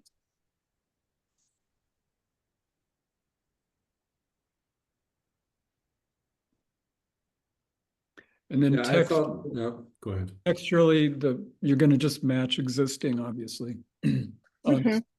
Right. Well, the trim colors change, but yes, everything else is pretty But much. the texture of the stucco is just. Oh yes, the texture. I'm working to get that as close to what's there as possible.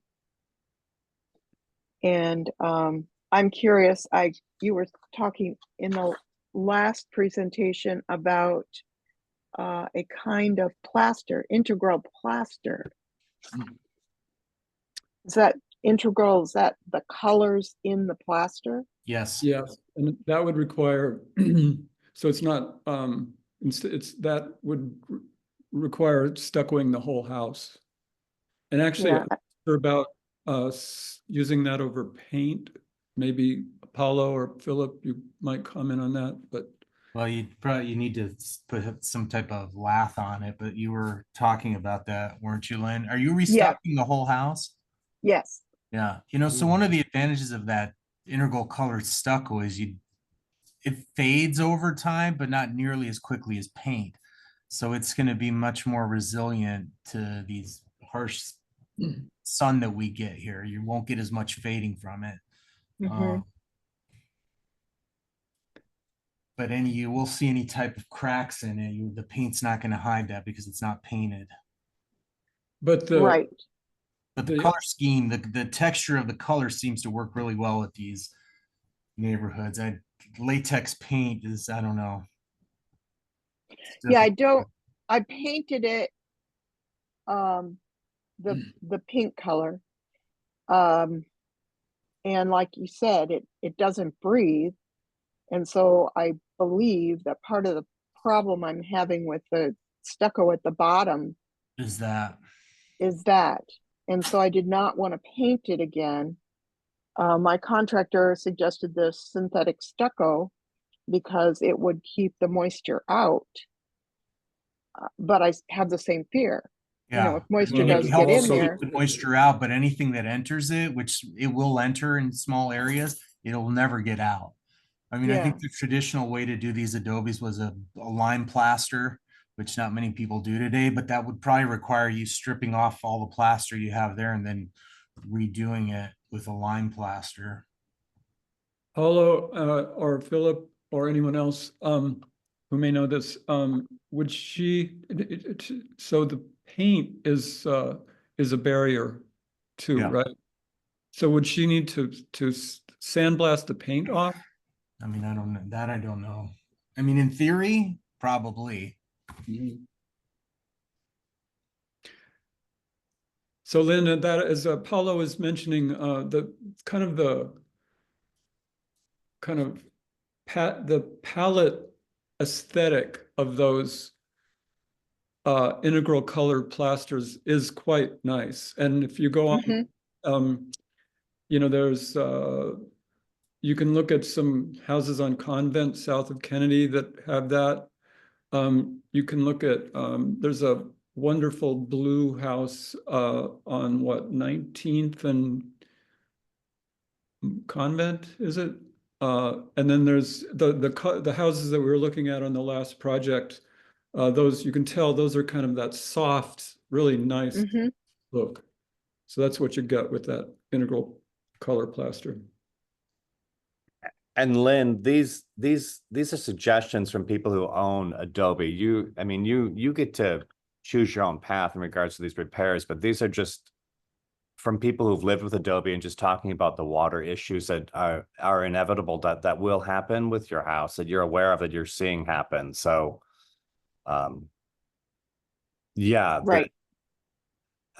I just want to clarify that point, but also like there's some solid foundation with getting a non-synthetic to allow that water to wick away from the wall and to evaporate is really it's a real smart move in the long run. Okay. And how do I learn about who does that kind of work?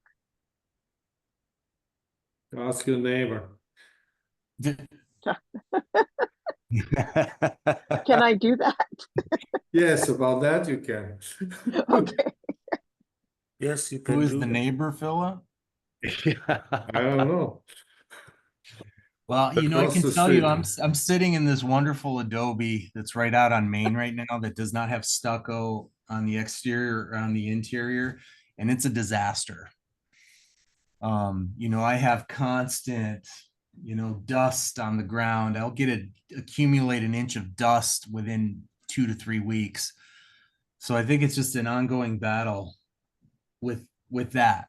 But I do With think that. having some kind of protective layer on the outside definitely helps. Mm-hmm. Sure. And I think the Adobe Whisperer, Yeah. Tony believe it or not, Guzman. yeah, I think he has very good suggestions.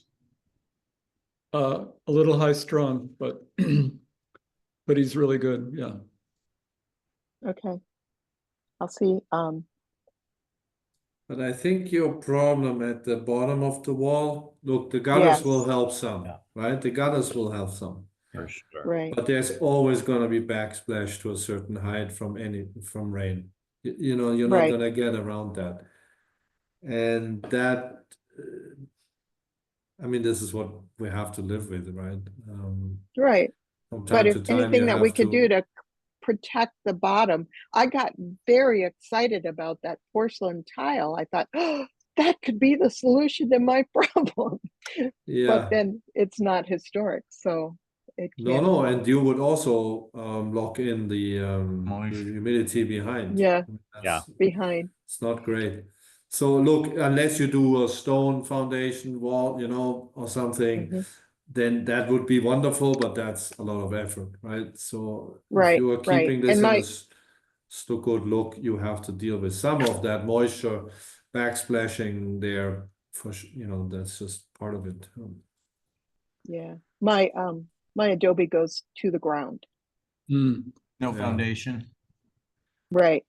And Yeah. it, well, I think Yeah. there's no foundation. I've All the never more been down to important look. to, I mean, that, look, if you did it right and took off the old paint at least, or the old, if it's a cementitious stucco, you should take it off too. And you put in the color integrated, which has, this is a lime, Paolo, no? Mhm. Well, it's both cement and lime, right? It's a mixture, but Yeah, I mean, I think traditionally it was all lime, but now they'll add in yeah, a little bit of cement, cement yeah. just to So- stabilize it So better. then at least it doesn't look like what you are showing us. You know, it doesn't peel off that way because it's not in layers.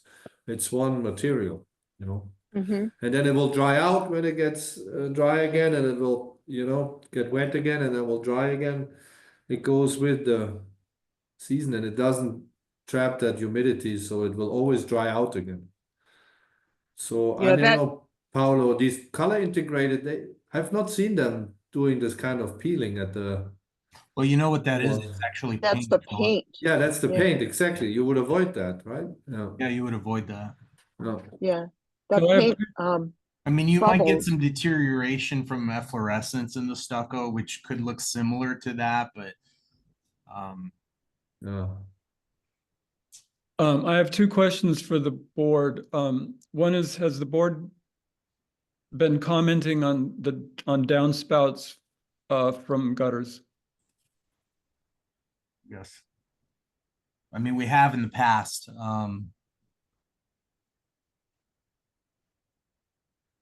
And what's been the, what, do you care to elaborate?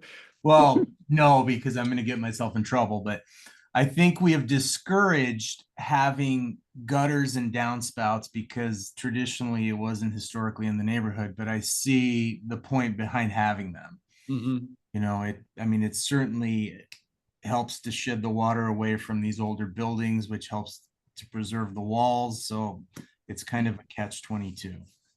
And so Mhm. we're not going to touch the style or anything.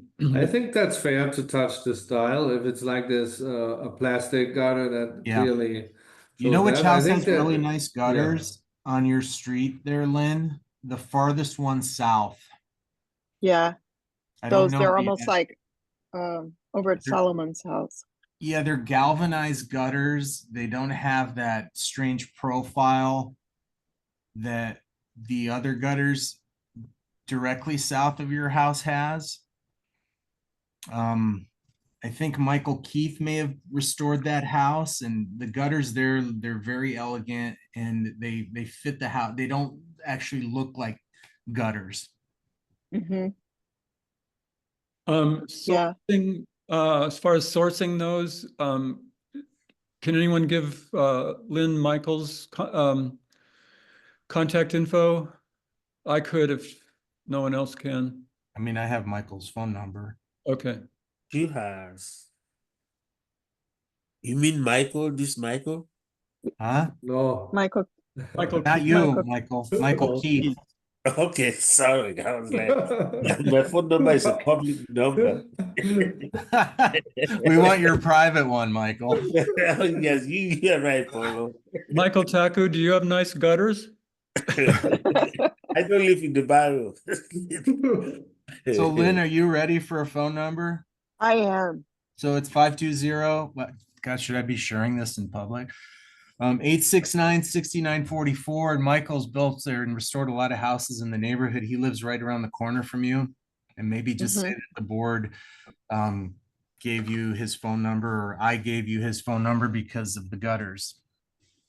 So one of the things that we do in historic preservation, as we're talking about gutters, we want to make sure that please, you cannot direct the water onto somebody else's property. Right. You need to figure out how, even though you're doing a downspout with a gutter to prevent all this, you have to find a way to contain the water on your property so it does not have an adverse effect on the adjacent property.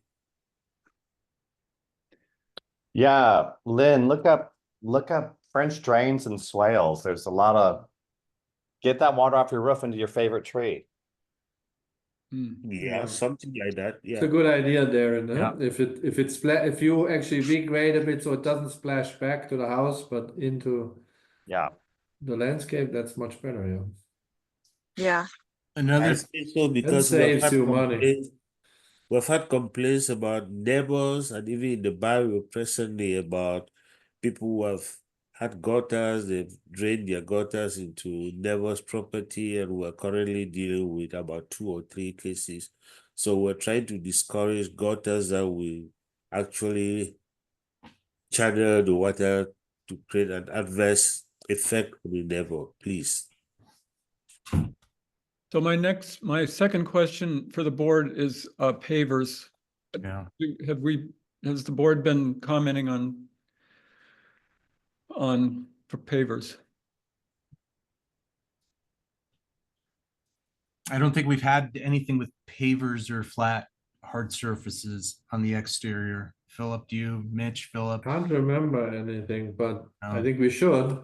I think we should too. You know, just like it's part of the I mean, there's a turn down. I saw it on the reference images. It doesn't only, it's not just a horizontal surface, you know.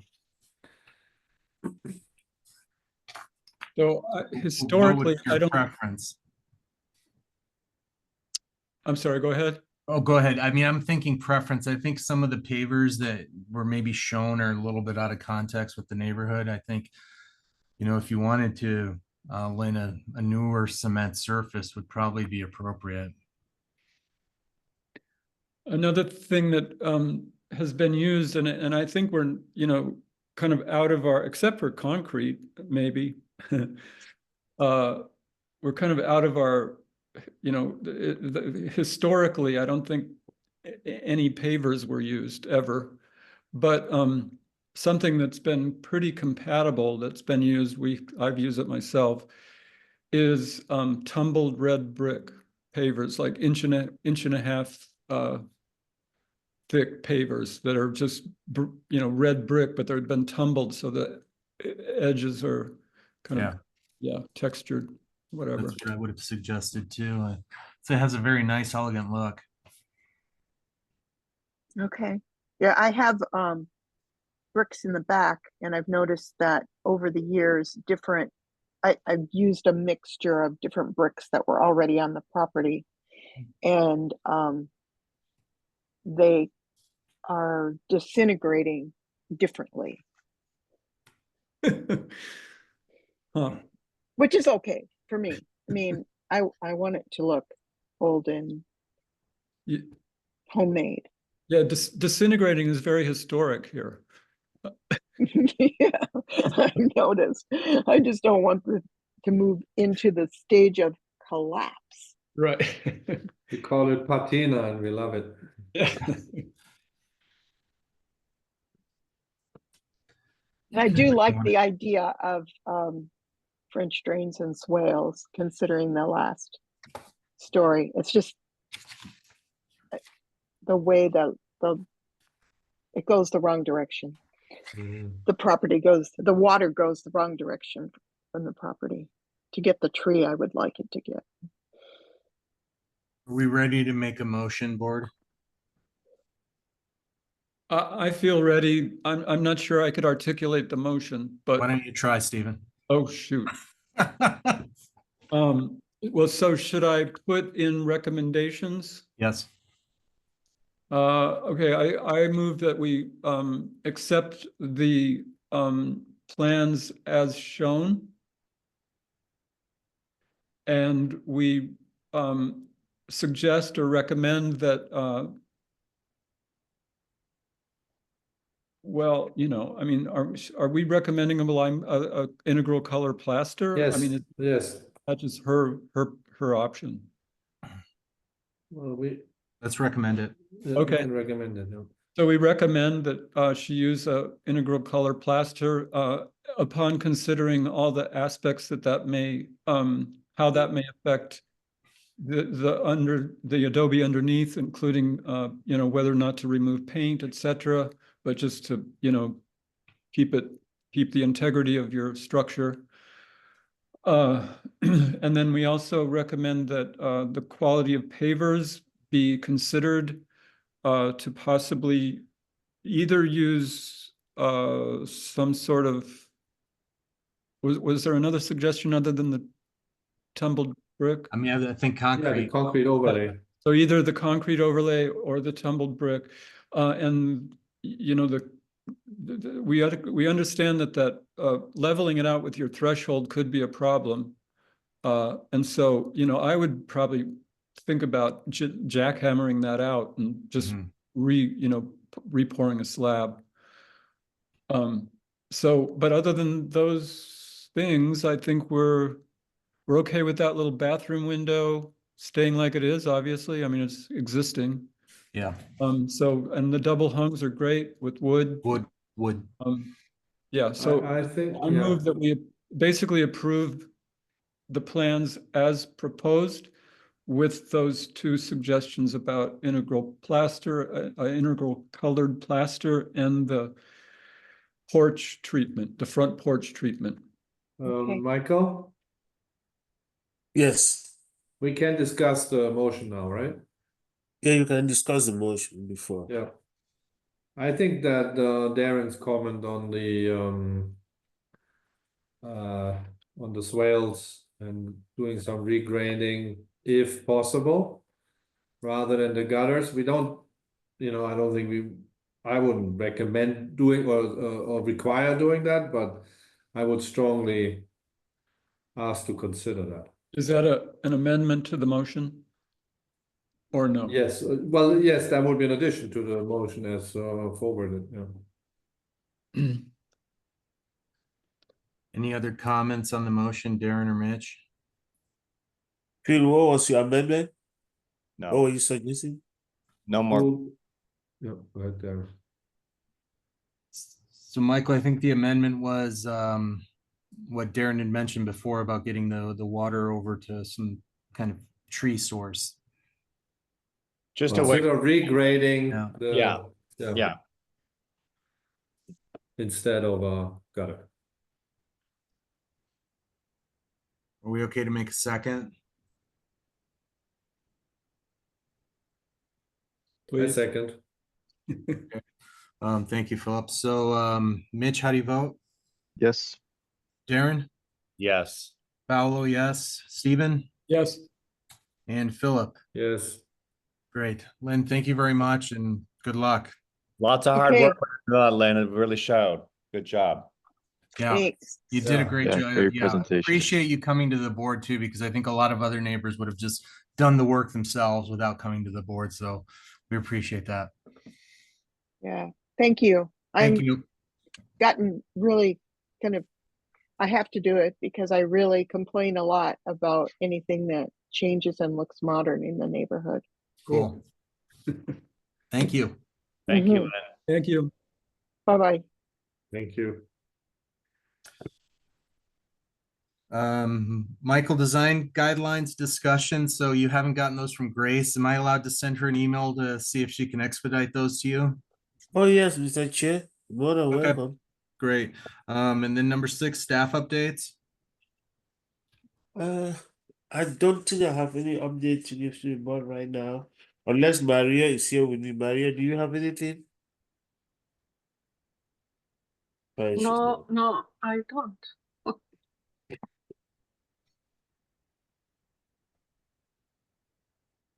Quick question on the paint job on Kennedy and That's the Conway. next, wait for the next agenda item. Yeah. Oh, wait, that's on the Yeah. agenda.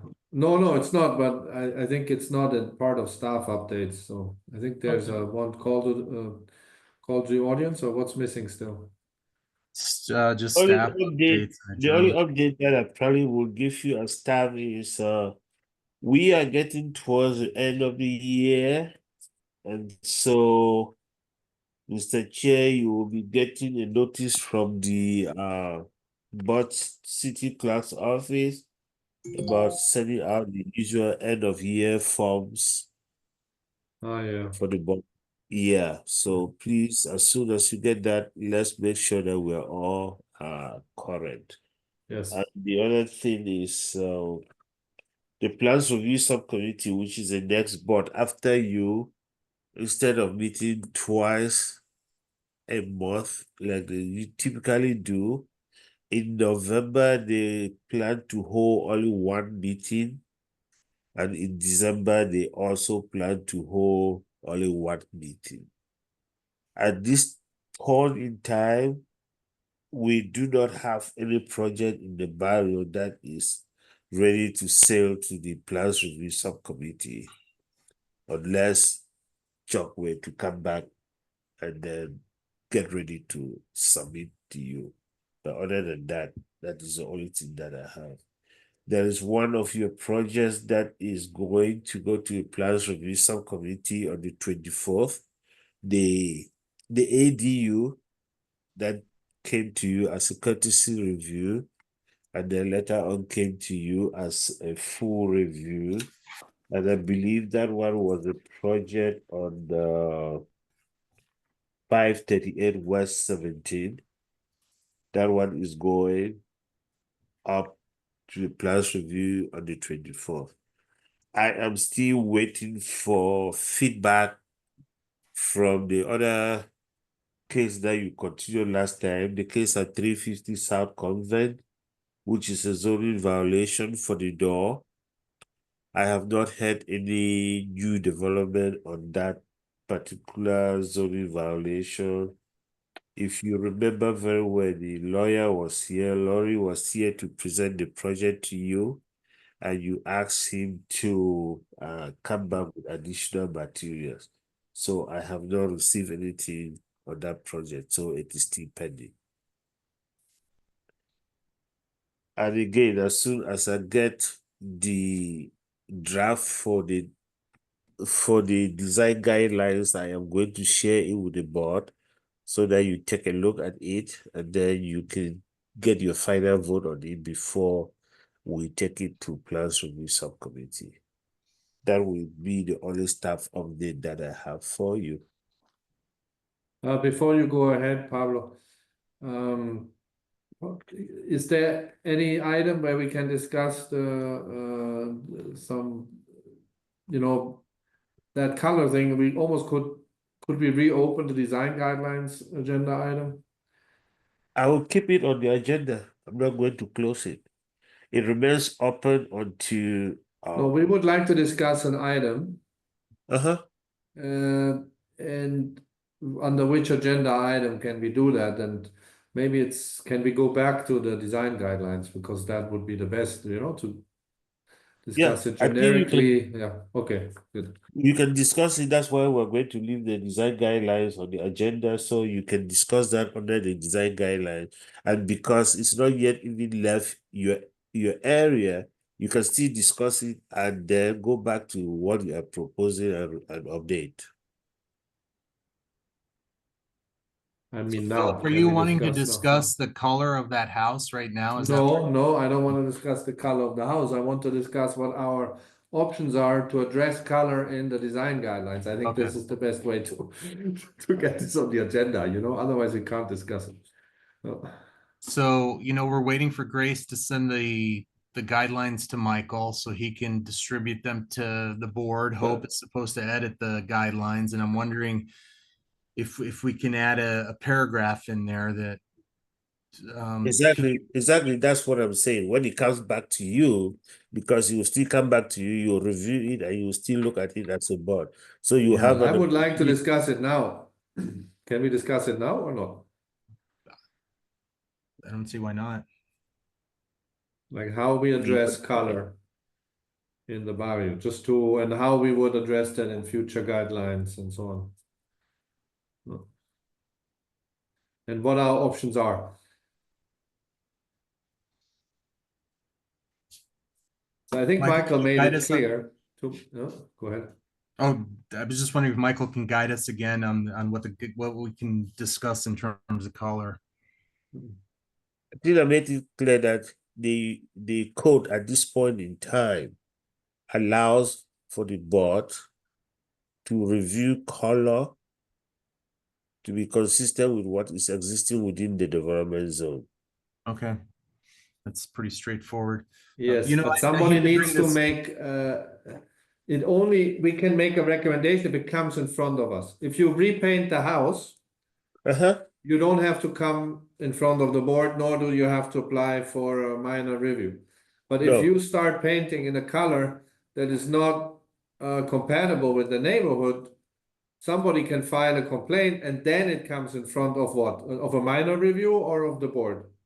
We'll do it as a minor review.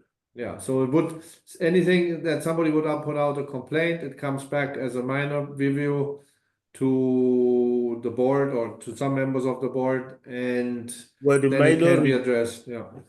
Yeah, the minor review, because it will be in the barrio, we'll get a member from the barrio board, get a member from plans review subcommittee with the staff and whoever is involved in that violation, and we can review it as a minor review. If it gets to that level of a minor review, and let's say the representative of the barrio is not comfortable with what is going on there and does not feel comfortable to make a recommendation at that point, then it comes back to the board. Okay. If the one who is representing says, I'm not comfortable to deal with this without the board, I don't have I feel conflicted or whatever, then it comes to the board. That's interesting. Yes. Yeah, okay. Yep. Is that enough, Stephen, for you? You know, That's particularly why the case at 350 South Convent is coming back to the board. Yeah. It was a door violation. We started it as a minor review. This particular case is kind of strange because it was the applicant who said, I want to go to the board. And that's why the case is in front of you. It started as a minor review and it has ended up in front of the board. So in this case with the paint, could you, Paulo or Philip, could you restate the kind of process or kind of standing? So, when somebody repaints their house, it's, they don't need a review. If somebody repaints their house and a neighbor sees an issue, it being compliant or with the neighborhood, they can file a complaint for a code violation. That code violation goes in front of a minor review, which is one of our board members on that review. That board member can then either say, not approve it. I don't know what happens exactly then. But they can also just approve it and it goes on. Or they say, we don't feel comfortable to make a call on this, and then it comes to the whole board. Okay. That's what I understand. But Michael, what happens if in a minor review because I have not agreed with things in a minor review, but it never came back to me. Like it just continued. What Well, is that? you have to understand that both the average the board and the plans review are making recommendations. So Right. when I attend the minor reviews, I'm taking those recommendations to my director.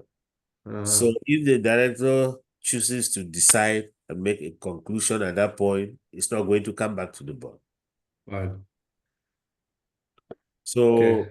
if you have had those situations and it doesn't come back, it means that the case was presented to the director made a decision at that point, so it doesn't come back to the board. No, no.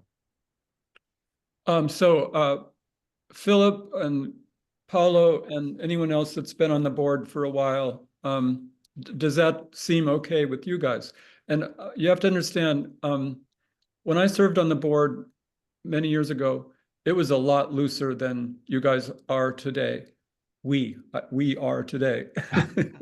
Yes. And So so, you're right.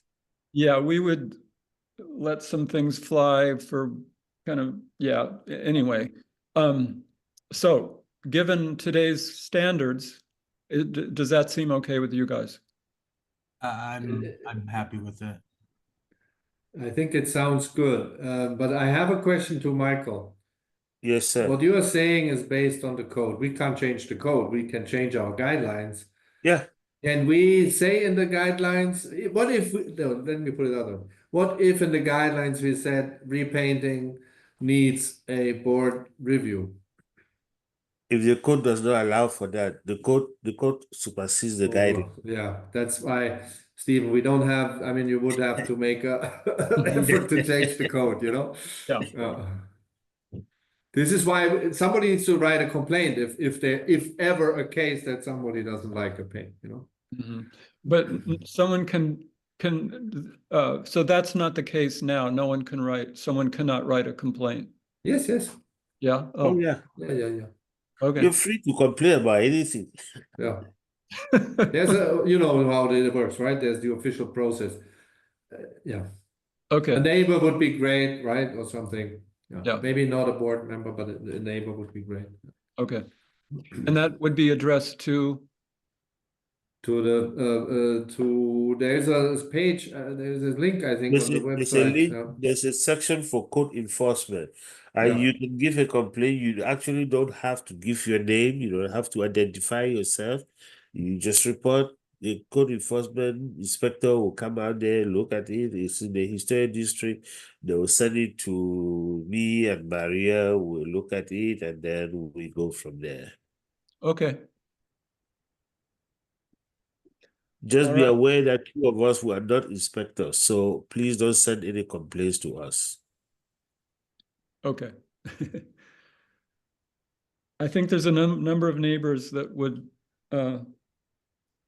send a complaint. So Oh yeah, they're more than welcome to do it. That's this in the city of Tucson, complaints are driven, code violations are complaint driven. So most of the violations that you see out there are people that their neighbors have called them in, or one of our inspectors is driving around and finds a complaint and then does XYZ. Unfortunately, we do not have any inspector whose responsibility is just for the historic preservation zone. So when our inspectors go out there, they are typically looking for building code issues. So some of these things that matter to the historic folks, like what kind of window do you have? What kind of stucco do you have? What kind of door do you have? Is this compatible or not? Most of our inspectors do not do that because they don't understand this section. Okay. yeah. So most of the violations that you will hear in the historic preservation zone are usually neighbors, people who care, people who know what the neighborhood is, and they see this and say, oh, this is not typical in our neighborhood. How do we get this fixed? You get it fixed by reporting it to the code enforcement section. Okay. And it's fine online. Yeah. I will pass that information along to one or two of the neighbors that have voiced issues with this And particular. that is quicker for us to actually come into help Because once that is done, then they'll either call me, they'll call Maria and say, hey, we got this complaint about this. What do we need to do? It will get to us at that time, then we can start the process. Okay.